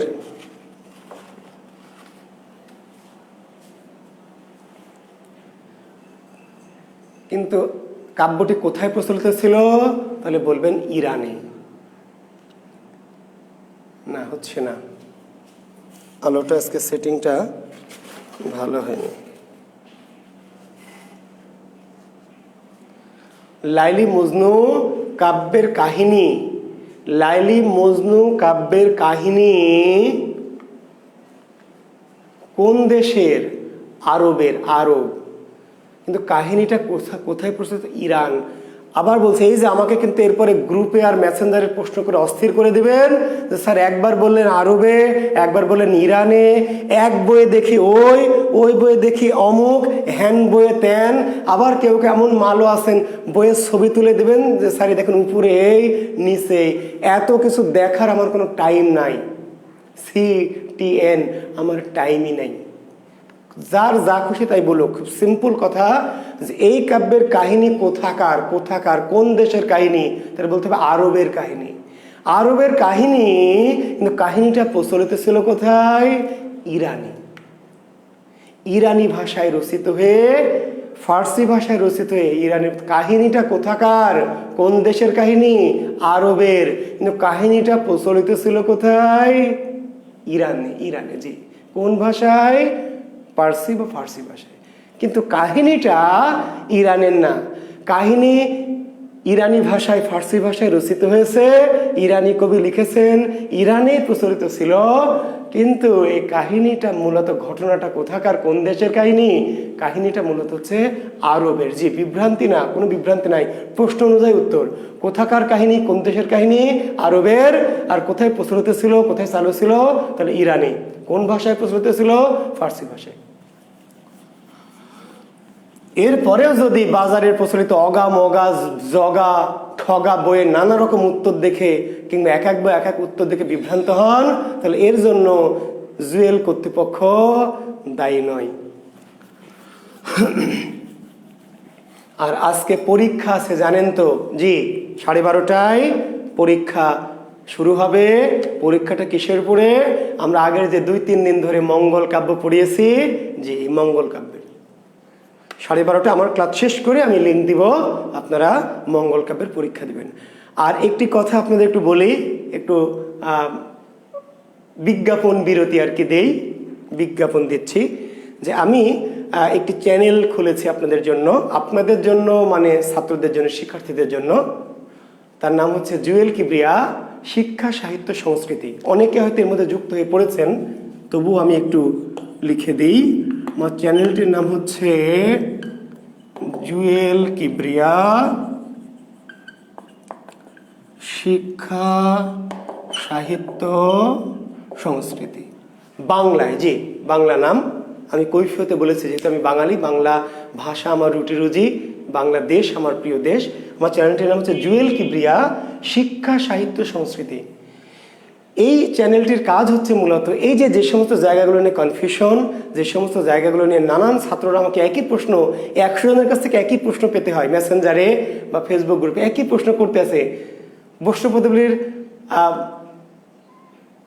আদি কবিকে বিদ্যাপতি নাকি গোবিন্দ দাস না হেন দাস, একই প্রশ্ন অন্তত 50 জন করেছে। একই প্রশ্ন, কি কি কখন রস্বইকার কি কখন দীর্ঘইকার কি, বুঝতে পারলেন? তো এই যে একই কথা এই 1000 বছর ধরে ছাত্র একইভাবে প্রশ্নটা করছে, তো আমি একই কথা বারবার বলতে গিয়ে বিরক্ত হচ্ছি। ফলে ছাত্রদের অনুরোধে আমি একটা ইউটিউব চ্যানেল করেছি, জুয়েল কিবরিয়া শিক্ষা সাহিত্য সংস্কৃতি ইউটিউব চ্যানেল। সেখানে মূলত কনফিউজিং বিষয়গুলি বুঝতে পেরেছেন, মেসেজে ব্যাখ্যা দিব, আমি মেসেজে উত্তরটা দিলাম, উত্তর বলছে স্যার কেন হলো, স্যার তো কেন হলো এত ব্যাখ্যা মেসেজে দিতে পারবো না বাবা, এত সময় নেই। সেই জন্য শর্ট সমস্যা সংক্রান্ত যেই জায়গাগুলি আমার বুদ্ধিতে আমি বুঝতে পারছি যে জায়গাগুলো ছাত্রদের কনফিউশন সমস্যা, সেই জায়গাগুলো আমি ছোটো ছোটো ভিডিও করে করে ওখানে দিব। আর আমার অলরেডি গতকাল আমি ফার্স্ট আমি ভিডিও দিয়েছি, অলরেডি আমার 650 মতো সাবস্ক্রাইবার হয়েছে। তবে আমি একটু চাইবো আপনাদের কাছে, যারা এখন আমার চ্যানেলটি সাবস্ক্রাইব করেন, এটা আপনাদের কাছে আমার দাবি বলছি এই জন্যই যে আমার একটা টার্গেট যে আমি আজকে এই 2-3টার মধ্যে আমার 1000 সাবস্ক্রাইব, একদিন 24 ঘন্টার মধ্যে 1000 সাবস্ক্রাইবার পূর্ণ করবো। এটি আমার একটা স্বপ্ন বা আমার একটা আকাঙ্ক্ষা বা আমার একটা মনের আশা আর কি। তো অলরেডি 650 সাবস্ক্রাইবার, আমরা ঢুকলে দেখতে পারবেন 650 মতো সাবস্ক্রাইবার হয়ে গেছে অলরেডি। ওকে, আর আমার এই গ্রুপে কিন্তু অলরেডি 1810 জন স্টুডেন্ট অলরেডি গতকালই ছিল, আজকে হয়তো 1820টার মতো। এর মধ্যে যারা ক্লাস করছেন অনেকে হয়তো সাবস্ক্রাইব করেছেন, যারা করেছেন তারা তো করেছেনই, যারা করেননি তাদের কাছে অনুরোধ থাকবে এবং আমার অধিকারের দাবি থাকবে যে অবশ্যই আপনারা ক্লাস শেষ করে, পরীক্ষা শেষ করে হলেও 2টার পূর্বে সাবস্ক্রাইব করবেন, যেন আমি আজকে দুপুর 2টার মধ্যে কি 1000 সাবস্ক্রাইব পূর্ণ করা। আমার টার্গেট 24 ঘন্টার মধ্যে 1000, সেটা আমি যেমন জানি হবে। আমি জীবনে যেটা ভেবেছি, যেটা চেয়েছি, মহান সৃষ্টিকর্তা রাব্বুল আলামিন আমাকে দিয়েছেন। আমি চেয়েছি পাইনি এমন ঘটনা আমার জীবনে খুব কম। তো আমি এই চ্যানেলটি অনেকদিন ধরেই ছাত্ররা অনুরোধ করছিল, করিনি। তো চ্যানেলটা মানে ওই ইউটিউব কর্তৃপক্ষ খুলেই দিয়েছিল, আমি জানতাম না, পরে খুলতে গিয়ে দেখলাম আছে। তো কালকেই ফার্স্ট ভিডিও 3টা ভিডিও দিয়েছি, অলরেডি 650+ সেখানে সাবস্ক্রাইবার হয়েছে, আর লাগবে আমার 350। আমার ধারণা আপনারা যদি একটু মানে একটু যদি আগ্রহী হন, একটু যদি আমাকে ভালোবাসেন, সাবস্ক্রাইব করলে আমি আজকে 2টা-2:30টার মধ্যেই কি 1000 সাবস্ক্রাইবার পূর্ণ করব। এটি আমার একটা স্বপ্ন যে আমার একদিনে 1000 সাবস্ক্রাইবার হতেই তো পারে, তাই না? বাজারে অগা জগা কতজন, তাই না? এই হিরো আলমের মতো এত বড় বড় হিরো, তারা যদি এত জনপ্রিয় হয়, আমরা তো ভাই অনেক যোগ্য মানুষ, তাই না? আপনাদের কাছে তো ভালোবাসার মানুষ। আমরা চাই এই চ্যানেলটির মধ্যে দিয়ে শিক্ষা, সাহিত্য এই বিষয়টিকে তুলে ধরবো আমি, পাশাপাশি সংস্কৃতি, মাঝে মাঝে একটু গান গাইলাম, একটা গজল দিলাম, কখন একটু কবিতা আবৃত্তি করলাম, যদি আপনি কবিতা পছন্দ করেন আমার একটু দেখলেন, গান একটু দিলাম, কবিতা দিলাম, গজল দিলাম একটা, আর তার সাথে শিক্ষা সাহিত্য তো আছেই। তো ঠিক আছে, বিজ্ঞাপন বিরতি অনেক লম্বা হয়ে গেল। জি, সবাই ভালো থাকবেন। আমরা পড়ায় যাব, আমরা আরেকজন আমার আজকে এই কাহিনীটা পড়েই শেষ করব। গুরুত্বপূর্ণ কাহিনী যেটি আমরা বলছি, লাইলি মজনু, অত্যন্ত এবং মধ্যযুগের মুসলমানদের রচিত সবচেয়ে জনপ্রিয় সাহিত্য। মধ্যযুগে মুসলমানদের রচিত সবচেয়ে জনপ্রিয় সাহিত্যের নাম কি? লাইলি মজনু। সেটার কাহিনীটা না জানলে অপরাধ হবে। আর আপনারা যারা সাবস্ক্রাইব করেছেন, তারা যদি চান তাহলে তাদের যে বন্ধু বান্ধবী, খালাতো বোন, তাই না, প্রতিবেশী, যে ভাইয়া বা আপু, বা তাই না, নিজেদের যারা কি বিএফ জিএফ টিএফ আছে, একটু বলবেন যে স্যারের চ্যানেলটা একটু সাবস্ক্রাইব করো, তাই না? আপনাদের কথা তারা শুনবে, একটু বললেই করবে ইনশাল্লাহ, আমি জানি। জি, পাড়া প্রতিবেশী, আত্মীয় স্বজন, খালাতো ভাই, মামাতো ভাই, ফুফাতো ভাই, তাই না, পিসতুতো মাসতুতো প্রতিবেশী ভাই, এগুলোকে একটু বলবেন, আপুদেরকে বলবেন, ভাইয়াদেরকে বলেন, যারা বিশেষ করে কাদেরকে বললেন না, আবার দুধের বাচ্চা টাচ্চাদেরকে বলেন, বা বুড়া ধুড়া, যারা শিক্ষা সাহিত্যর সাথে, সংস্কৃতির সাথে, যারা আমার চ্যানেলটার উপভোগ করবে বা যাদের ভালো লাগবে, যে কাউকে বলে অযথা, তাই না, যারা মোটামুটি আমার ফলভোগী, তাদেরকে বলবেন। জি, আচ্ছা, মজনু আমরা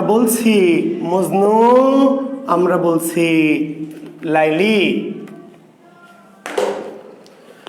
এখন মজনুর নাম কিন্তু মজনু না, মজনুর নাম কি? কয়েস। শিক্ষার্থী বন্ধুরা, মজনুর প্রকৃত নাম কি? কয়েস। কয়েস, মজনুর প্রকৃত নাম কয়েস। জমিদার পুত্র মজনু। আর লাইলির নাম লাইলি। পিতা হলো মালিক, মাতার নাম হলো সুমতি। লাইলির পিতার নাম কি? মালিক, মালিক, আর মাতার নাম সুমতি। মজনুর পিতার নাম হলো আমির, মায়ের নাম পাওয়া যায় না। তাহলে মজনুর পিতাকে পিতা আমির, জমিদার আমির। লাইলির পিতা হলো মালিক, মাতা হলো সুমতি। এই যে কয়েস, জমিদার আমির মানে জমিদার সম্ভ্রান্ত আমির, এই আমির পুত্র কয়েস, এবং মালিক যে মালিক সেও অনেক সম্ভ্রান্ত জমিদার, বিশাল বড় জমিদার। আর বড় জমিদারকে বলতো রাজা।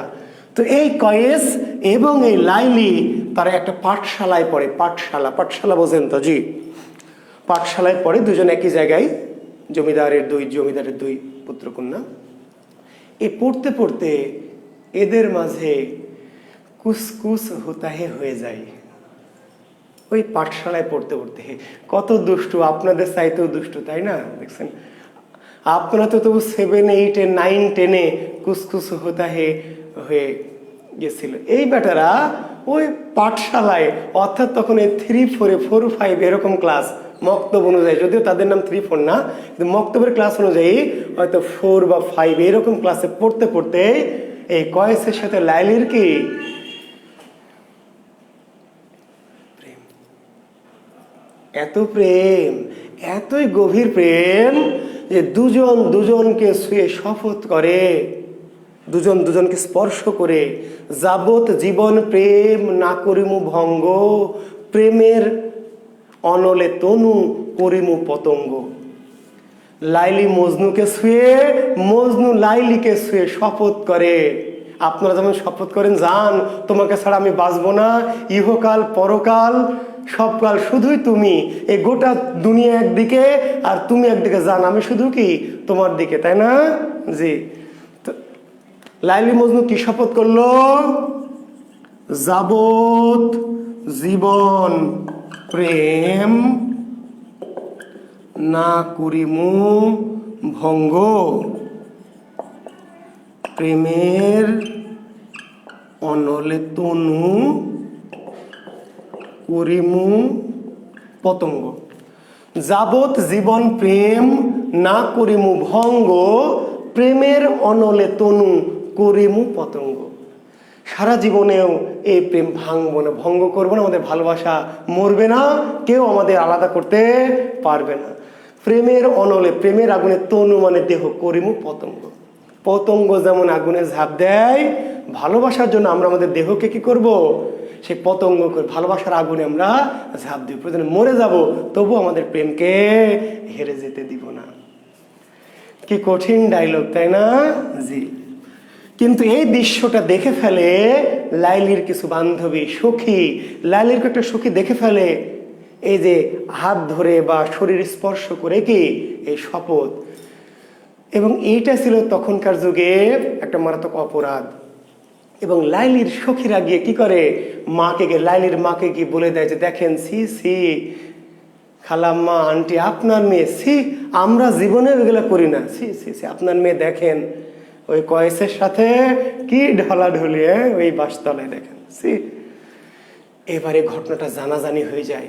লাইলির মা খুব ভয় পেয়ে যায়, প্রচন্ড ভয়। কারণ যেই যুগের কথা বলছি, যেই মধ্যযুগের কথা বলছি এবং যেই জায়গার কথা বলছি আরব, সেখানে প্রেম করা ছিল রীতিমতো কি পাপ। পাপ ছোটখাটো পাপ না, মহাপাপ। একে তো কাহিনীটা কোথাকার, সেই সৌদি আরবের, আর হলো মধ্যযুগের। প্রেম একটা পাপ, অপরাধ। প্রেমের শাস্তি কি? ডাইরেক্ট মৃত্যুদণ্ড। এই প্রেম করাকে বলা হয় জিনা। জিনা, প্রেমিক প্রেমিকা একে অপরের স্পর্শ করবে, হাত ধরবে, গাল ধরবে, পা ধরবে, ডাইরেক্ট কি মৃত্যুদণ্ড। পৃথিবীতে দুটো অপরাধের শাস্তি ছিল ডাইরেক্ট মৃত্যুদণ্ড, কোনো এক্সকিউজ ছাড়া। একটি হচ্ছে ব্লাসফেমি, ঈশ্বর নিন্দা, স্রষ্টার প্রতি অবমাননা, ঈশ্বরের প্রতি অবমাননা। আর আরেকটি হচ্ছে প্রেম করা। প্রেম শুধু যে প্রেম করে তারাই না, প্রেমকে যদি কেউ উৎসাহ দেয়, প্রেমের পক্ষে কথা বলে, তাকেও ডাইরেক্ট অ্যাকশন। এই যে আপনার 14 তারিখ ভ্যালেন্টাইন্স ডে পালন করেন, জানেন কি? জন সেন্ট ভ্যালেন্টাইন্স। যারা প্রেম করে, প্রেমিকদের বিয়ে দিতে, এটা ছিল তার অপরাধ। সে কিন্তু প্রেম করেনি, তো প্রেম তো করা যাবেই না, প্রেমকে স্বীকৃতি দেওয়া যাবে না। প্রেমকে স্বীকৃতি দিয়েছিল বলেই জন সেন্ট ভ্যালেন্টাইন্সকে মেরে ফেলা হলো। তো প্রেমের শাস্তি ছিল কি? কোমর পর্যন্ত মাটিতে পুঁতে ফেলে পাথর নিক্ষেপ করে হত্যা করা। পৃথিবীতে দুটো অপরাধ আবার শাস্তি ছিল মৃত্যু। কোমর পর্যন্ত মাটিতে পুঁতে ফেলে কি পাথর নিক্ষেপ করে, কঙ্কর নিক্ষেপ করে হত্যা করা। মনসুর হাল্লাজ নাম শুনেছেন? মনসুর হাল্লাজ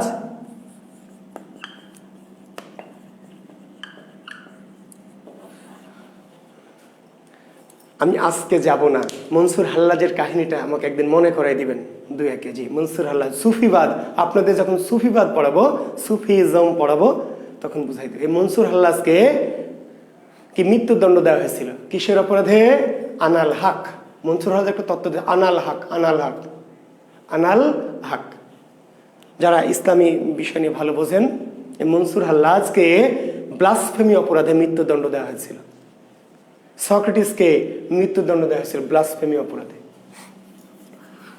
তো এই যে লাইলির মা এবার ভয় পেয়ে গেলেন এবং প্রাচীন মধ্যযুগে না আধুনিক যুগের প্রেমের অপরাধে মেরে ফেলায়। জানেন, এই 2021 সালে এই আধুনিক পৃথিবীতে, আরব বাদ দেন, এই যে পাকিস্তান, আফগানিস্তান, তুর্কিস্তান, কাজাকিস্তান, গাজাকিস্তান, জানেন কি প্রেম করলে কি মেরে ফেলা হয়, অনার কিলিং বলে। জানবেন, বিশ্বের যারা ফরেন অ্যাফেয়ার্স ক্যাডারে ভাইভা দিবেন, ফরেন অ্যাফেয়ার্স ক্যাডারে ভাইভা দিবেন, আপনাকে জিজ্ঞেস করবে what do you mean by honour killing.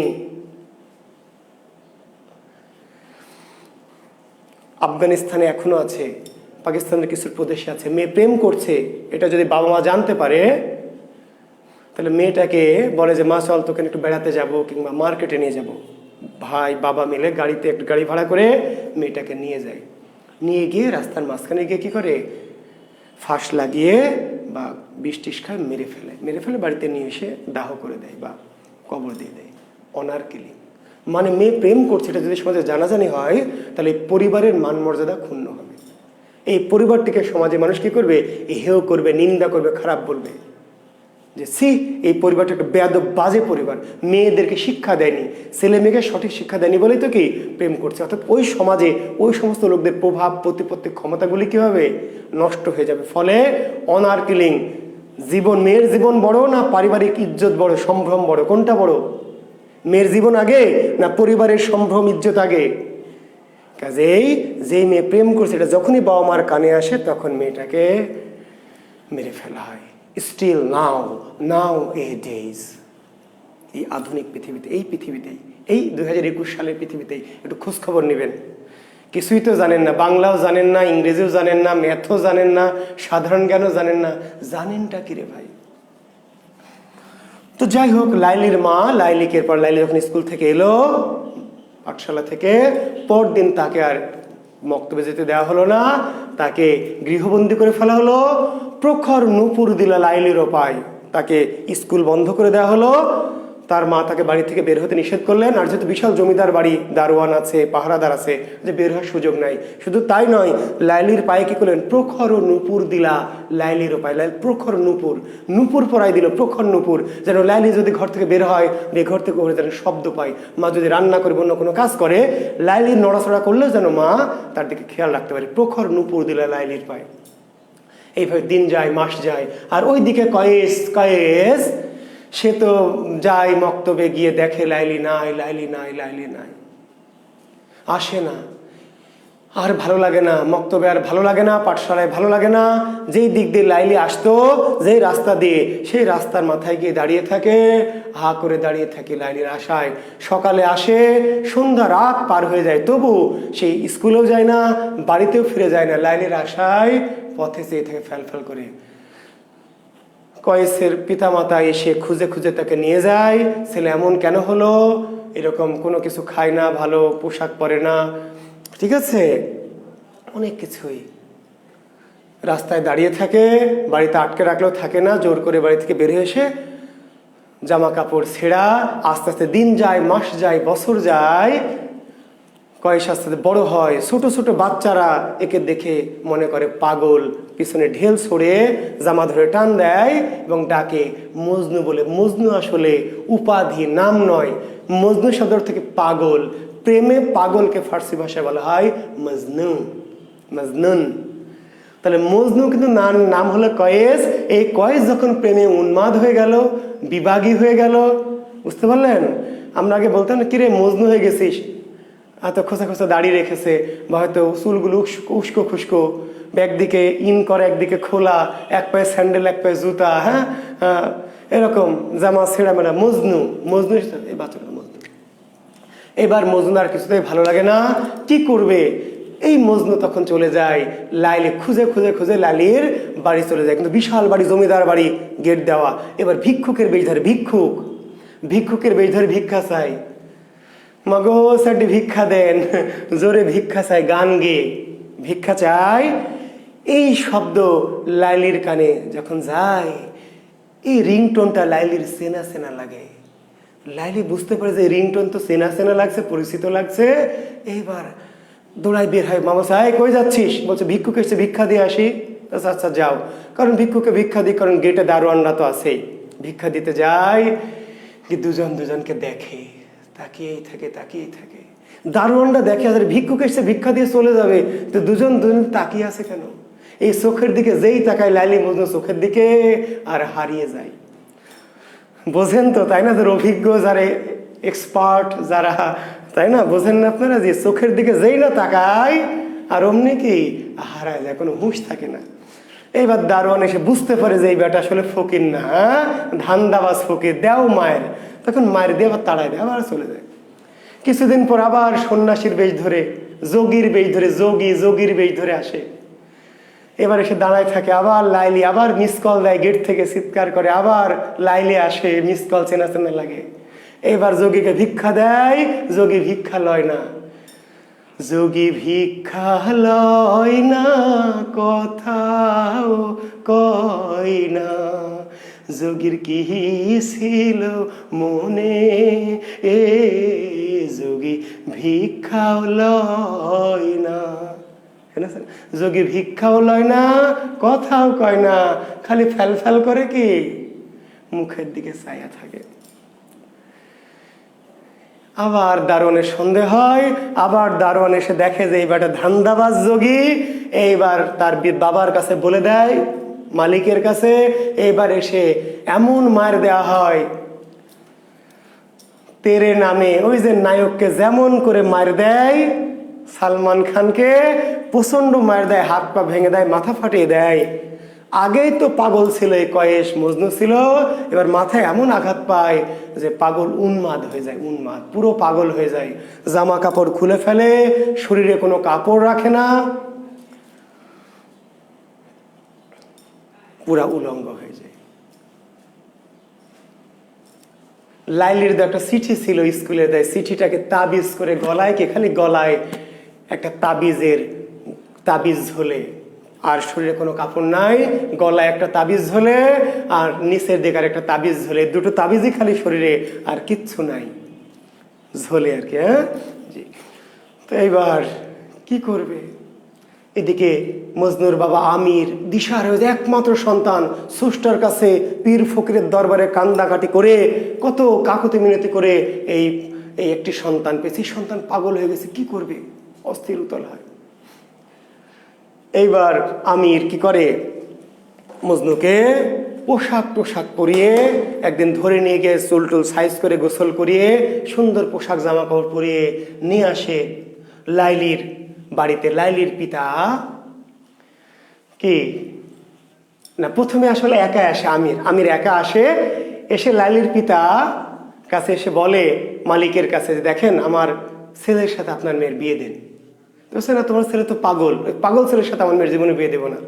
তো বলছে না, দেখেন আমার ছেলে তো আসলে পাগল না রে ভাই, আর আমরা তো ছোট বংশ না, আমরা তো জমিদার, আর আমার ছেলে পাগল হয়েছে তো আপনার মেয়ের প্রেমের জন্য, বিয়ে দিয়ে দেন, দেখেন সব ঠিক হয়ে যাবে।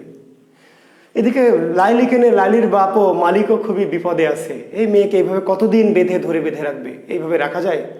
তো বলে যে ঠিক আছে, আপনি আপনার ছেলেকে নিয়ে আসেন, আমি দেখব, দেখি তো আসলে সে সত্যিকারের পাগল না আসলে মোটামুটি ভালো আছে। এবার মজনুকে পোশাক পরিয়ে সুন্দর সাজগোজ করিয়ে আমি নিয়ে যাই লাইলির বাবা মালিকের কাছে, লাইলির বাড়িতে নিয়ে যাই। এবার একটা ড্রয়িং রুমে বসতে দেয়।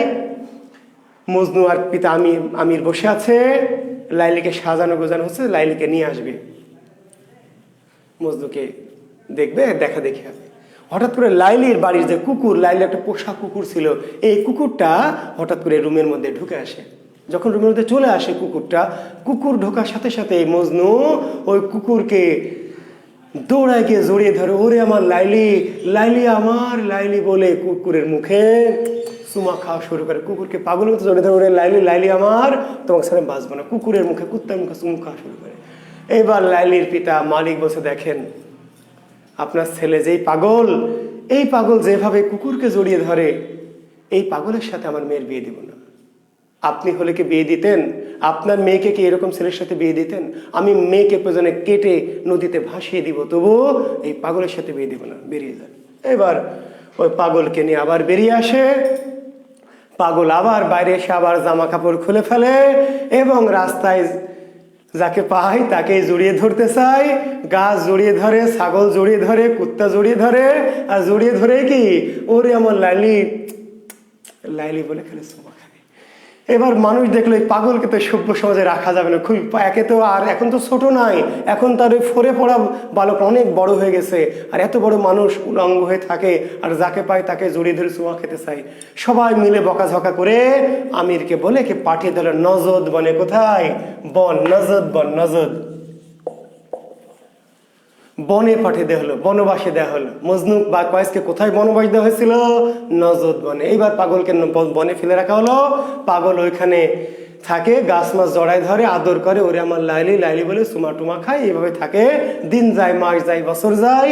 এইদিকে লাইলির বাবা কি করবে দিশা বিশা না পেয়ে লাইলির বিয়ে ঠিক করে ইবনে সালামের পুত্র, ইবনে সালাম নামক একজন সম্ভ্রান্ত ইবনে সালাম এর পুত্রের সাথে লাইলির বিয়ে ঠিক করে। লাইলি কিছুতেই বিয়ে করবে না। সবাই পরামর্শ দেয় যে মেয়ে মানুষ তো একটু এরকম করছে, বিয়ে দিলে সব ঠিক হয়ে যাবে। স্বামী যখন পাবে, স্বামী যখন আদর সোহাগ করবে, তখন বয়ফ্রেন্ডের কথা কি ভুলে যে ব্যাপার, একটু জোর মোর করে বিয়ে দিয়ে দাও, বিয়ে দিলে দেখবা সব ঠিক হয়ে গেছে। যথা ভাবা তথা কাজ, বিয়ে দিয়ে দেওয়া হলো লাইলিকে জোর করে। বিয়ে দিয়ে লাইলির স্বামীকে বাসর ঘরে ঢুকে দেওয়া হলো। এইবার বাসর ঘরে গিয়ে লাইলি বলছে যে ঠিক আছে ঢুকেছো ভালো কথা, নিচে শও, নিচে নিচে ঘুমাও, আমি উপরে থাকবো, তুমি নিচে কখনো আমাকে স্পর্শ করার চেষ্টা করো না।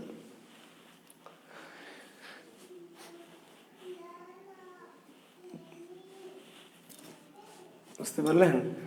তো বেচারা কি করবে আর, নতুন বউ বকাঝকা দিয়েছে, এবার নিচে শুয়ে আছে, লাইলি উপরে শুয়ে আছে। কতক্ষণ আর স্বামী বেচারা নিচে শুয়ে থাকবে? বাসর রাতে বউকে উপরে রেখে স্বামী কতক্ষণ মেঝেতে শুয়ে থাকবে? বুঝেন তো, তাই না? রোজা রমজানের দিন। আর এত কথা না বলি, কিছুক্ষণ পরে বেচারা অসহায় হয়ে উপরে খাটের উপর যেই উঠতে গেছে, আর লাইলি তাকে দিয়েছে এক লাথি, লাথি মেরে খাট থেকে নিচে ফেলে দিয়েছে। বলছে সিংহের আহার কভু না প্রায় শিয়ালে। লাইলি বলছে তার স্বামীকে বাসরাতে, সিংহের আহার কভু না পাই শ্রীগালে, আমি সিংহের খাবার তোমার মতো শিয়াল কুত্তা আমাকে খেতে পাবে না, চেষ্টাও করুন আমার দিকে হাত বাড়িও না। কিন্তু এমন জোরে লাথি মারে, লাথির চোটে, এবং যখন আবার উঠে উঠে থেকে জড়িয়ে ধরতেছে জোর করে, এবার আরেকটা জোরে লাথি মারে, এমন লাথি মারে লাথির চোটে নিচে পড়ে কঙ্কাত করে পড়ে মাজা ভেঙে যায়, চিৎকার চেঁচামেচি শুরু করে। মানুষ বাইরে থেকে প্রথমে ভাবে যে কি ব্যাপার, চিৎকার একটু একটু হলে মেয়ে কণ্ঠের হবে, পুরুষ কণ্ঠে চিৎকার কি ঘটনা, তাই না? বাসরাতে আবার কি আজব কাহিনী। যাই হোক, পরে যখন দরজা ধাক্কাধাক্কি করে বর, তখন বরের বাড়ির লোক যেমন দরজা মরজা খুলে তাড়াহুড়া করে তাকে নিয়ে এদেরকে পরিবারকে গালিগালাজ করে চলে যায়। এবার গ্রামে রটে যায় যে সি সি সি, কি বেয়াদব, কি নচ্চার, কি শয়তান মেয়ে, খারাপ বাজে মেয়ে। আগেই তো এই পরিবারটি সম্পর্কে মানুষের খারাপ ধারণা ছিল যে মেয়েটা যে প্রেম করে আগে জানতো, তো প্রেম করে না হয় গোপনে চুপি চুপি মানুষ মেনেই নিল জমিদারের কন্যা, না হয় একটু প্রেম করে, কিন্তু তাই বলে স্বামীকে লাথি মেরে বাসর ঘরে মাজা ভেঙে দিয়েছে। সি বেহায়া, বেশরম, বিল্লজ্জ, বেহুদ্দা মেয়ে। এবং এই পরিবারটিকে সবাই এক ঘরে করে দিল যে এটা একটা বাজে পরিবার, খারাপ পরিবার। তো যাক, স্বামী বেচারা লাথি খেয়ে চলে গেল। লাইলি আবার লাইলির মতো থাকতে লাগলো। আর ওইদিকে নজদ মানে মজনু পাগল, তো বুঝতেই পারছেন, গাছ মাছ জড়িয়ে ধরে ওরে আমার লাইলি লাইলি এরকম করে চলছে। হঠাৎ করে নজদ বনে একজন শিকারী, ওই রাজ্যের যে রাজা নয়ফল, রাজার নাম কি? নয়ফল রাজা। রাজা নয়ফল, ওই যেই রাজ্যের আমরা কাহিনী বলছি সে রাজ্যের রাজা নয়ফল রাজা শিকারে আসে। শিকারে পশু পাখি এসে দেখে গাছ জড়িয়ে ধরে একটা সুন্দর একটা সুশ্রী ছেলে উলঙ্গ হয়ে গাছ জড়িয়ে ধরে বিড়বিড় করে কি যেন বলছে। রাজা খুব আশ্চর্য হয় নয়ফল রাজা, কি ব্যাপার? অনুচরদের জিজ্ঞেস করে। সবাই লাইলি মজনুর কাহিনী ততদিন সবাই জেনে গেছে। তো অনুচররা বলে, হুজুর আসলে এই যে মজনু পাগল, ওই লাইলি নামক একটা মেয়ের প্রেমে পড়েছিল, পরে বিয়ে দেয়নি, এইভাবে পাগল হয়ে গেছে জঙ্গল করে। নয়ফল রাজার খুব মায়া হয় যে আরে এত সুন্দর একটা ছেলে, আমার কোনো পুত্র নাই, আর এত সুন্দর একটা পুত্র, সে পাগল হয়েছে একটা মেয়ের জন্য, এটা হয় নাকি কখনো? আচ্ছা তুলে নাও ওকে। ঘোড়ায় তুলে নেওয়া হলো। নয়ফল রাজা রাজ দরবারে নিয়ে গেলেন। নিয়ে গিয়ে একে গোসল করিয়ে সুন্দর রাজকীয় পোশাক, যুবরাজের পোশাক পরিয়ে শিরস্ত্রাণ দিয়ে ঘোড়ায় চড়িয়ে নয়ফল রাজার সাথে করে নিয়ে গেলেন লাইলির পিতা মালিকের কাছে। এবার মালিকও রাজা, ছোট রাজা, বড় জমিদার ছোট রাজা, আর নয়ফল হচ্ছে সত্যিকারের কি রাজা। এবার রাজা এসছে জমিদারের বাড়িতে। রাজা তো, জমিদার তো ব্যস্ত হয়ে পড়েছে, কি ব্যাপার হুজুর জাহাপানা, কি চান, কি আপনি কেন এসছেন আমার কাছে? আপনি বললে আমি তো যেতাম। তো আমি আমার পুত্রকে তোমার সাথে বিয়ে দিতে চাই। তো আপনার তো পুত্র নেই আমি জানি, তো আমার একটা পুত্র আছে, আমি তার সাথে তোমার বিয়ে দেবো, পালক পুত্র। ঠিক আছে, পালক হলে রাজার পুত্র, তো ঠিক আছে মহারাজ, কিন্তু আমার তো মেয়ের একবার বিয়ে হয়েছিল, আপনি জানেন তো আমার মেয়ে কিন্তু একটু খারাপ, ওই মেয়ে লাথি মেরে স্বামীর মাজা ভেঙে দিয়েছে, এই মেয়ের সঙ্গে আপনি আপনার পুত্র বিয়ে দিবেন কিনা? তো ব্যাপার না, তবু আমি বিয়ে দিব। বলছে ঠিক আছে, আপনার পুত্রকে ডাকেন। এবার পুত্র বাইরে ছিল, ডাকা হলে এবার পুত্র চলে এলো। এবার নয়ফল দেখে লালির পিতা যে তো মজনু পাগল। বলছে না, এটা আপনার পুত্র না, তো মজনু পাগল। বলছে না, মজনু পাগল না, আজ থেকে ওই আমার কি পুত্র, ওর সাথে বিয়ে দিতে। বলছে না, এই পাগলের সাথে আমার মেয়ের বিয়ে দিব না। রাজার নিষেধ, রাজার আদেশ অমান্য করায় এবার নয়ফল রাজার সাথে লাইলির পিতা মালিকের কি যুদ্ধ শুরু। রাজা যা বলবে, রাজার কথা অমান্য করলে নয়ফল রাজার সাথে মালিকের যুদ্ধ শুরু হলো। যুদ্ধ, প্রচন্ড যুদ্ধ হলো। তো যুদ্ধে মালিক পারবে না নয়ফল রাজা পারবে? নয়ফল রাজা পারবে। কেন পারবে? কারণ মালিক হচ্ছে ছোট রাজা, বড় জমিদার, তার হয়তো হাতি ঘোড়া লোক লস্কর আছে, লাঠিয়াল টাঠিয়াল আছে, কিন্তু নয়ফল তো অরিজিনাল রাজা। যুদ্ধ করে মালিক হেরে গেলে নয়ফল বল, আজকে আমি বিয়ে দিব, এক্ষুনি বিয়ে দিব, মেয়েটাকে সাজাও, আর মেয়েটিকে আমি একটু দেখি কেমন মেয়ে, এই মেয়ের জন্য এই ছেলেটি পাগল হয়েছে, এই মেয়েটাকে একটু দেখবো, মেয়েটিকে নিয়ে আসা আমার সামনে। এবার রাজার আদেশে লাইলিকে নিয়ে আসা হলো। নয়ফল রাজার সামনে লাইলিকে নিয়ে আসা হলো। লাইলিকে দেখার পরে নয়ফল রাজা কিছুক্ষণ তাকিয়ে থেকে বলছে, এই মেয়ের জন্য তুমি পাগল হয়েছ? কি আছে এই মেয়ের মধ্যে এমন কি আছে তুমি পাগল হয়েছো? আমি তো ভেবেছিলাম যে এই মেয়ে না জানি কি। না না না, মজনু বলছে, আমি তোমাকে পুত্র বলে স্বীকার করেছি, এই মেয়ের সাথে বিয়ে দেব না, পাশের রাজ্যের যে রাজকন্যা রত্নাবতী তার সাথে বিয়ে দেব। তুমি যাকে চাও, এই গোটা ভারতের যাকে চাও তার সাথে বিয়ে দিব, বা এশিয়ার যাকে চাও তার সাথে বিয়ে দিব, ইরানের যাকে চাও তার সাথে বিয়ে দিব, তুরানের যার সাথে তাকে বিয়ে দিব, আরবের যার সাথে তাকে দেবো, কিন্তু ওই মেয়ের সাথে দেব না। তুমি কোন রাজকন্যা চাও তাই বলো, তুমি আমার পুত্র, রাজার পুত্র, তোমাকে আমি যার তার সাথে বিয়ে দিতে পারবো না। পাগল বলছে যে না, হবে না। মজনু পাগল বলছে যে না, হবে না, আমি শুধু লাইলিকে চাই, গোটা পৃথিবীর সব রাজকন্যা যদি আমাকে দেন, নইব, হবে না। তো নয়ফল দেখলো যে ঠিক আছে, বলে যে ঠিক আছে, কি আর করা, আমি তোমার প্রেম পরীক্ষা করছিলাম, তো তুমি যখন এত গভীর ভালোবাসো তাহলে আর আমার কি, তাই না? ঠিক আছে, বিয়ের আয়োজন করলো। অনুচরকে আদেশ দিল নয়ফল রাজা যে আমরা তো ক্লান্ত হয়ে পড়েছি, 2 গ্লাস শরবত দাও আমাদের, আমরা একটু শরবত খাবো পিতা পুত্র। এবং অনুচরকে ইশারা করলো, চোখ ইঙ্গিত মারলো, এবং অনুচর ইশারা বুঝে 2 গ্লাস শরবত বানালো, কিন্তু একটাতে বিষ মিশিয়ে দিল। 2 গ্লাস শরবতের একটাতে বিষ। নয়ফল রাজার ইশারায় অনুচর 2 গ্লাস শরবত বানিয়ে নিল, একটাতে বিষ মিশিয়ে দিল। ইশারা করে বলে দিয়েছে মজনুর শরবতে বিষ মিশিয়ে দিতে। কেন? আসলে লাইলিকে দেখে নয়ফলদা ক্র্যাশ খেয়ে গেছে। লাইলিকে দেখে রাজা নয়ফল নিজেই কি ক্র্যাশ খেয়ে গেছে, ক্র্যাশ। ভেবেছিল ভুলিয়ে ভালিয়ে পটিয়ে পাটিয়ে ফুসলিয়ে ফাসলিয়ে পাগলকে যদি অন্য কারোর সাথে বিয়ে দেওয়া যায় তাহলে এই উইকেটটা নিজেই ফেলে দিবে আর কি, ঠিক আছে। তো পাগল তো জাতে মাতাল তালে ঠিক, রাজার এই বুদ্ধিতে কাজ হলো না। তখন রাজা কৌশলে গেলেন, বিষ মেশানো শরবত তৈরি করে দিতে বললেন মজনুকে। দেখছেন কি অবস্থা, আগের যুগে এমন ঘটতো, ছেলের জন্য মেয়ে দেখতে গেছে, বাপেরই ভালো লেগে গেছে। এবার বাপ বলছে আপনার মেয়ের বিয়ে দেবেন তো, যার সাথে দিলেই তো হলো। ছেলে আমি কিন্তু বেশি যোগ্য, আমার জমি জমা বেশি, সম্পদ বেশি, ওই বেটা তো কিছুই করে না। আমার এলাকাতে একটা বাস্তব ঘটনা, আমার এক চাচাতো দাদা, তো সেই কাহিনীতে যাব না। ছেলের জন্য বিয়ে দেখতে গিয়ে নিজেই বিয়ে করে চলে এসেছে। ওই দাদাকে আমরা জীবনে চোখে দেখিনি, কারণ দাদা তখন অনেক বয়স্ক আর দাদি ছিল অল্প বয়স্ক, 9-10 বছরে। দাদিকে আমরা ইয়ং পেয়েছি আর দাদা আগে পটল তুলেছে। তো যাই হোক, এবার দুটো, একটা বিষ মিশিয়ে আর একটা ভালো শরবতের গ্লাস নিয়ে এলো। কিন্তু দেওয়ার সময় দিতে গিয়ে প্রহরী একটু দিল 2 গ্লাস। এবার গ্লাস যখন দিল, শরবত খেলো, খেয়ে নয়ফলদা তাকিয়ে আছে মজনুর দিকে যে মজনু পাগল, এই তো এক্ষুনি চিৎপটাং হবে। আর তারপরেই তো বুঝতেই পারছেন, হ্যাঁ, রাজা খুব মোছে মনে মনে তা দিচ্ছে আর মজনুর দিকে তাকিয়ে আছে। মজনু শরবত খেয়ে এই রাজা তাকিয়ে আছে, মজনু পাগল পড়ে না কেন, পড়ে না কেন, পড়ে না কেন। এই তাকিয়ে থাকতে থাকতে রাজা নয়ফল নিজেই কি আসলে ওই অনুসর বিষ একটা মিশেছে, একটা ভালো শরবত দেওয়ার সময় উল্টা পাল্টা হয়ে গেছে। থতমত খেয়ে তাড়াহুড়া করে এক্সাইটেড হয়ে অনুসর গ্লাস দুটি দিতে গিয়ে এলোমেলো করে দিয়েছে। বলে নয়ফলদা নিজেই চিৎপটাং হয়ে গেছে।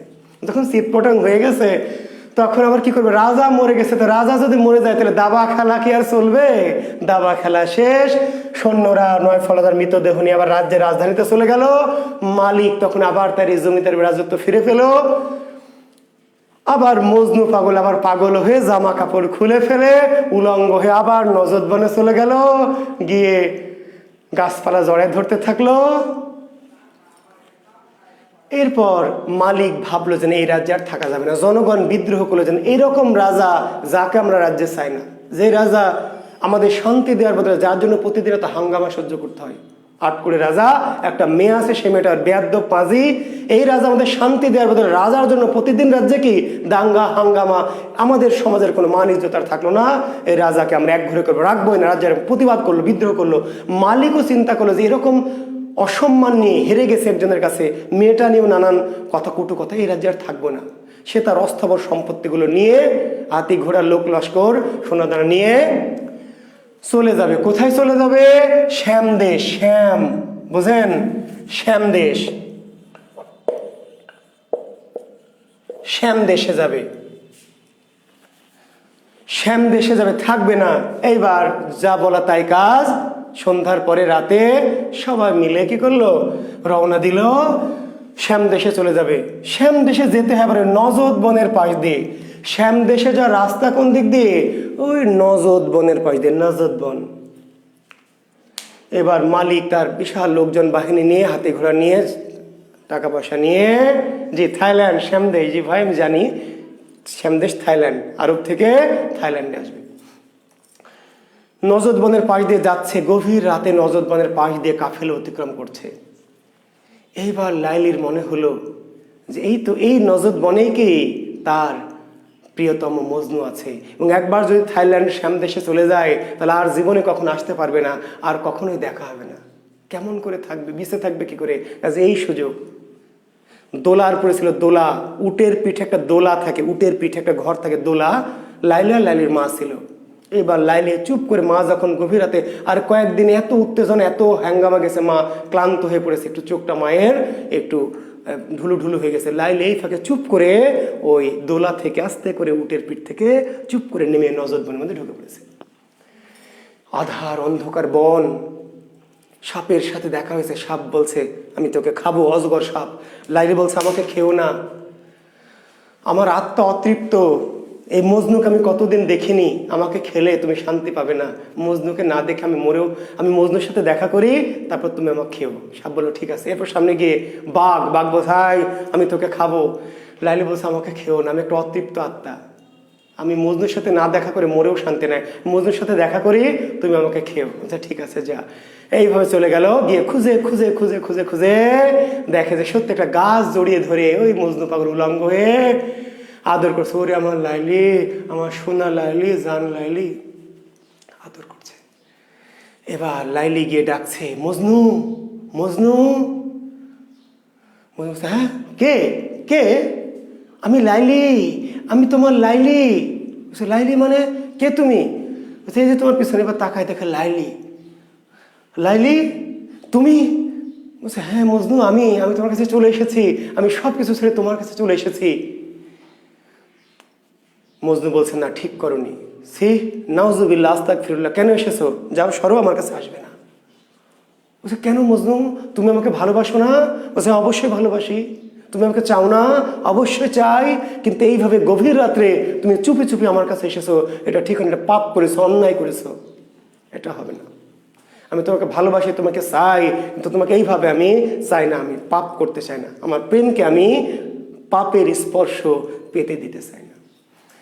লাইলি গভীর আগ্রহে, গভীর আবেগে মজনু পাগলকে জড়িয়ে ধরতে চায়, কিন্তু মজনু পাগল বারবার সরিতেছে না, কখনো আমাকে তুমি স্পর্শ করো না, আমার প্রেমকে তুমি কি অপবিত্র করো না, চলে যাও। লাইলি বলছেন আমি কোথায় যাব? আমি গেলে তো আমার বাসার পথ নেই, আমি সবাইকে ছেড়ে পালিয়ে এসেছি, গেলে আমাকে মেরে ফেলবে। বলছে না আমি তা জানি না, তুমি আমাদের প্রেমকে অপবিত্র করো না, তুমি চলে যাও। তোমার বাবা মা যদি আমাকে তুলে দেয়, তোমাকে আমার হাতে তুলে দেয়, বিয়ে দেয়, তাহলে হবে, কিন্তু তাছাড়া আমি তোমাকে ভালোবাসি, তোমাকে চাই, তোমাকে প্রচন্ড চাই, কিন্তু বুঝেন পাগল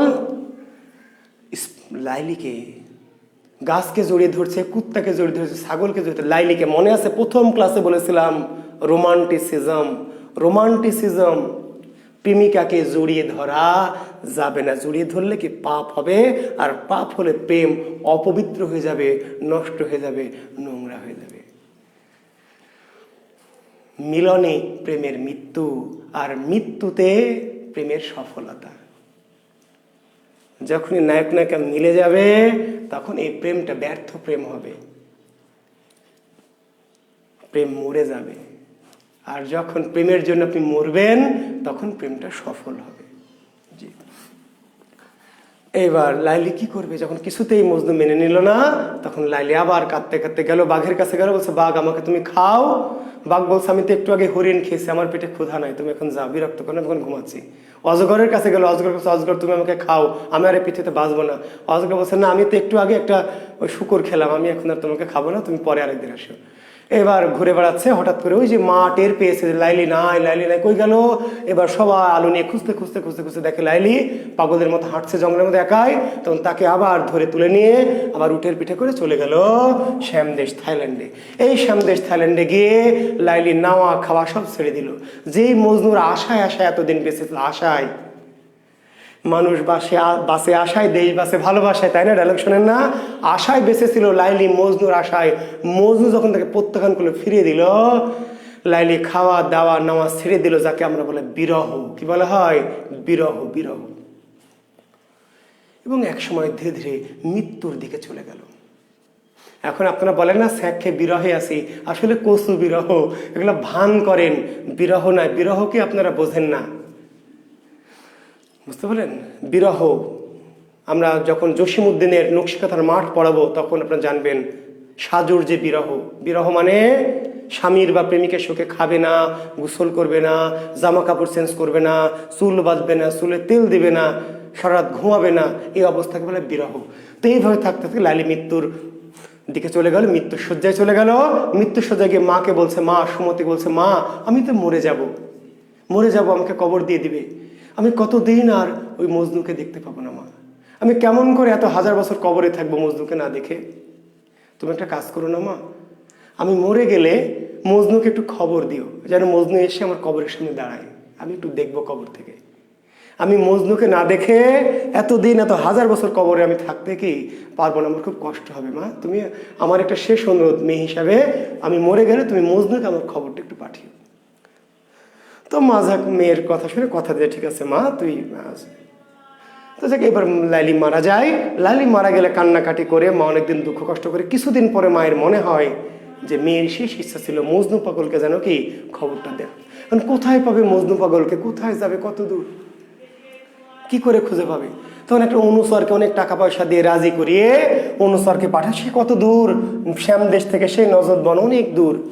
সে অনুসর টাকার লোভে অনেক দূর নজরবনে গিয়ে খুঁজে খুঁজে খুঁজে মজনু পাগলকে বের করে তাকে খবরটা দিয়ে সে আবার ঘোড়ায় চড়ে চলে আসে।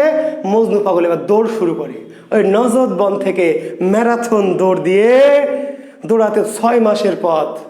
নজরবন থেকে শ্যামদেশ কি 6 মাসের পথ। দৌড়াতে দৌড়াতে দৌড়াতে দৌড়াতে চলে আসে শ্যামদেশে। এসে শ্যামদেশের গোরস্থানে ঢুকে পড়ে সরাসরি। গোরস্থানে গিয়ে লাইলির কবর খুঁজতে থাকে, কিন্তু ততদিনে অনেক কবর। এই যে লাইলি যতদিন মারা গেছে কবর দেওয়ার পরে আরো অনেক নতুন নতুন কবর তৈরি হয়েছে। এখন এই পাগল মজনু রাতে ঢুকেছে গোরস্থানে, ঢুকে খুঁজে বেড়াচ্ছে লাইলির কবর, কিন্তু খুঁজে পায় না কোনটা লাইলির কবর। এবার কি করলো জানেন? কবরের এক একটা কবরের কাছে যায়, গিয়ে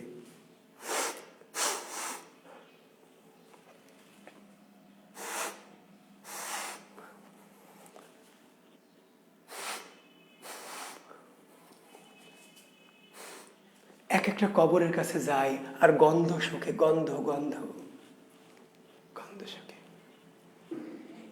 এইবার একটা কবরের কাছে গিয়ে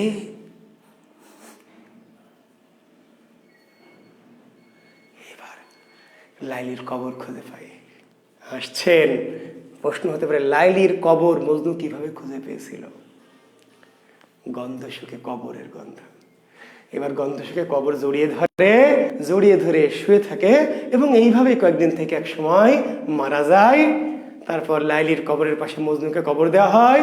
অতঃপর তারা সুখে শান্তিতে বাস করতে লাগলো। জি, তো লাইলি মজনুর কাহিনী বললাম আপনাদের। আমরা মধ্যযুগের মুসলিম সাহিত্য থেকে শাহ মোহাম্মদ সগীর, ফকির গরিবুল্লাহ এবং দৌলতুদ্দিন বাহারাম খা 3 জনকে পড়ালাম। আরও অতি গুরুত্বপূর্ণ 2-4 জন সাহিত্যিক আগামী দিন পড়াবো। দৌলত কাজী, আলাওল সহ আব্দুল হাকিম, সৈয়দ সুলতান। কাজেই ক্লাস করবেন। ক্লাস করলে ইনশাল্লাহ আপনাদের যদি আমার কথাগুলি শোনেন ভালো করে মনোযোগ দিয়ে এবং হ্যান্ড নোট করে একটু নিজে আবার পড়েন, আর আমার বইটি বাংলা কোর্সটি একটু ভালো মতো ফলো করেন ইনশাল্লাহ, তাহলে আপনার অনেক কিছু সমাধান হয়ে যাবে। তো আজকে আর না, পরীক্ষা যেহেতু আছে, রোজার দিন, জি দেরি হয়ে গেল অনেকটা, কাহিনীটা মাঝপথে থামাতে চাইনি এই জন্য। তো ভালো থাকবেন সবাই, সবার জন্য শুভকামনা। যার যার ধর্ম সবাই পালন করবেন ইনশাল্লাহ। আর ভালো থাকবেন, আমার জন্য দোয়া করবেন। আর এখন পরীক্ষা দেন। আর আমার চ্যানেলটি সম্ভব হলে মাঝে মাঝে একটু মনে পড়লে একটু সাবস্ক্রাইব করবেন। জি, জুয়েল কিবরিয়া, শিক্ষা সাহিত্য সংস্কৃতি। আপনাদের জন্য অনেক ভালোবাসা, অনেক দোয়া, অনেক শুভকামনা। আমার জন্য দোয়া করবেন। আল্লাহ হাফেজ। পরীক্ষা দেবেন এখনই, আমি এখনই প্রশ্ন দিয়ে দেবো। জি ধন্যবাদ, আল্লাহ হাফেজ।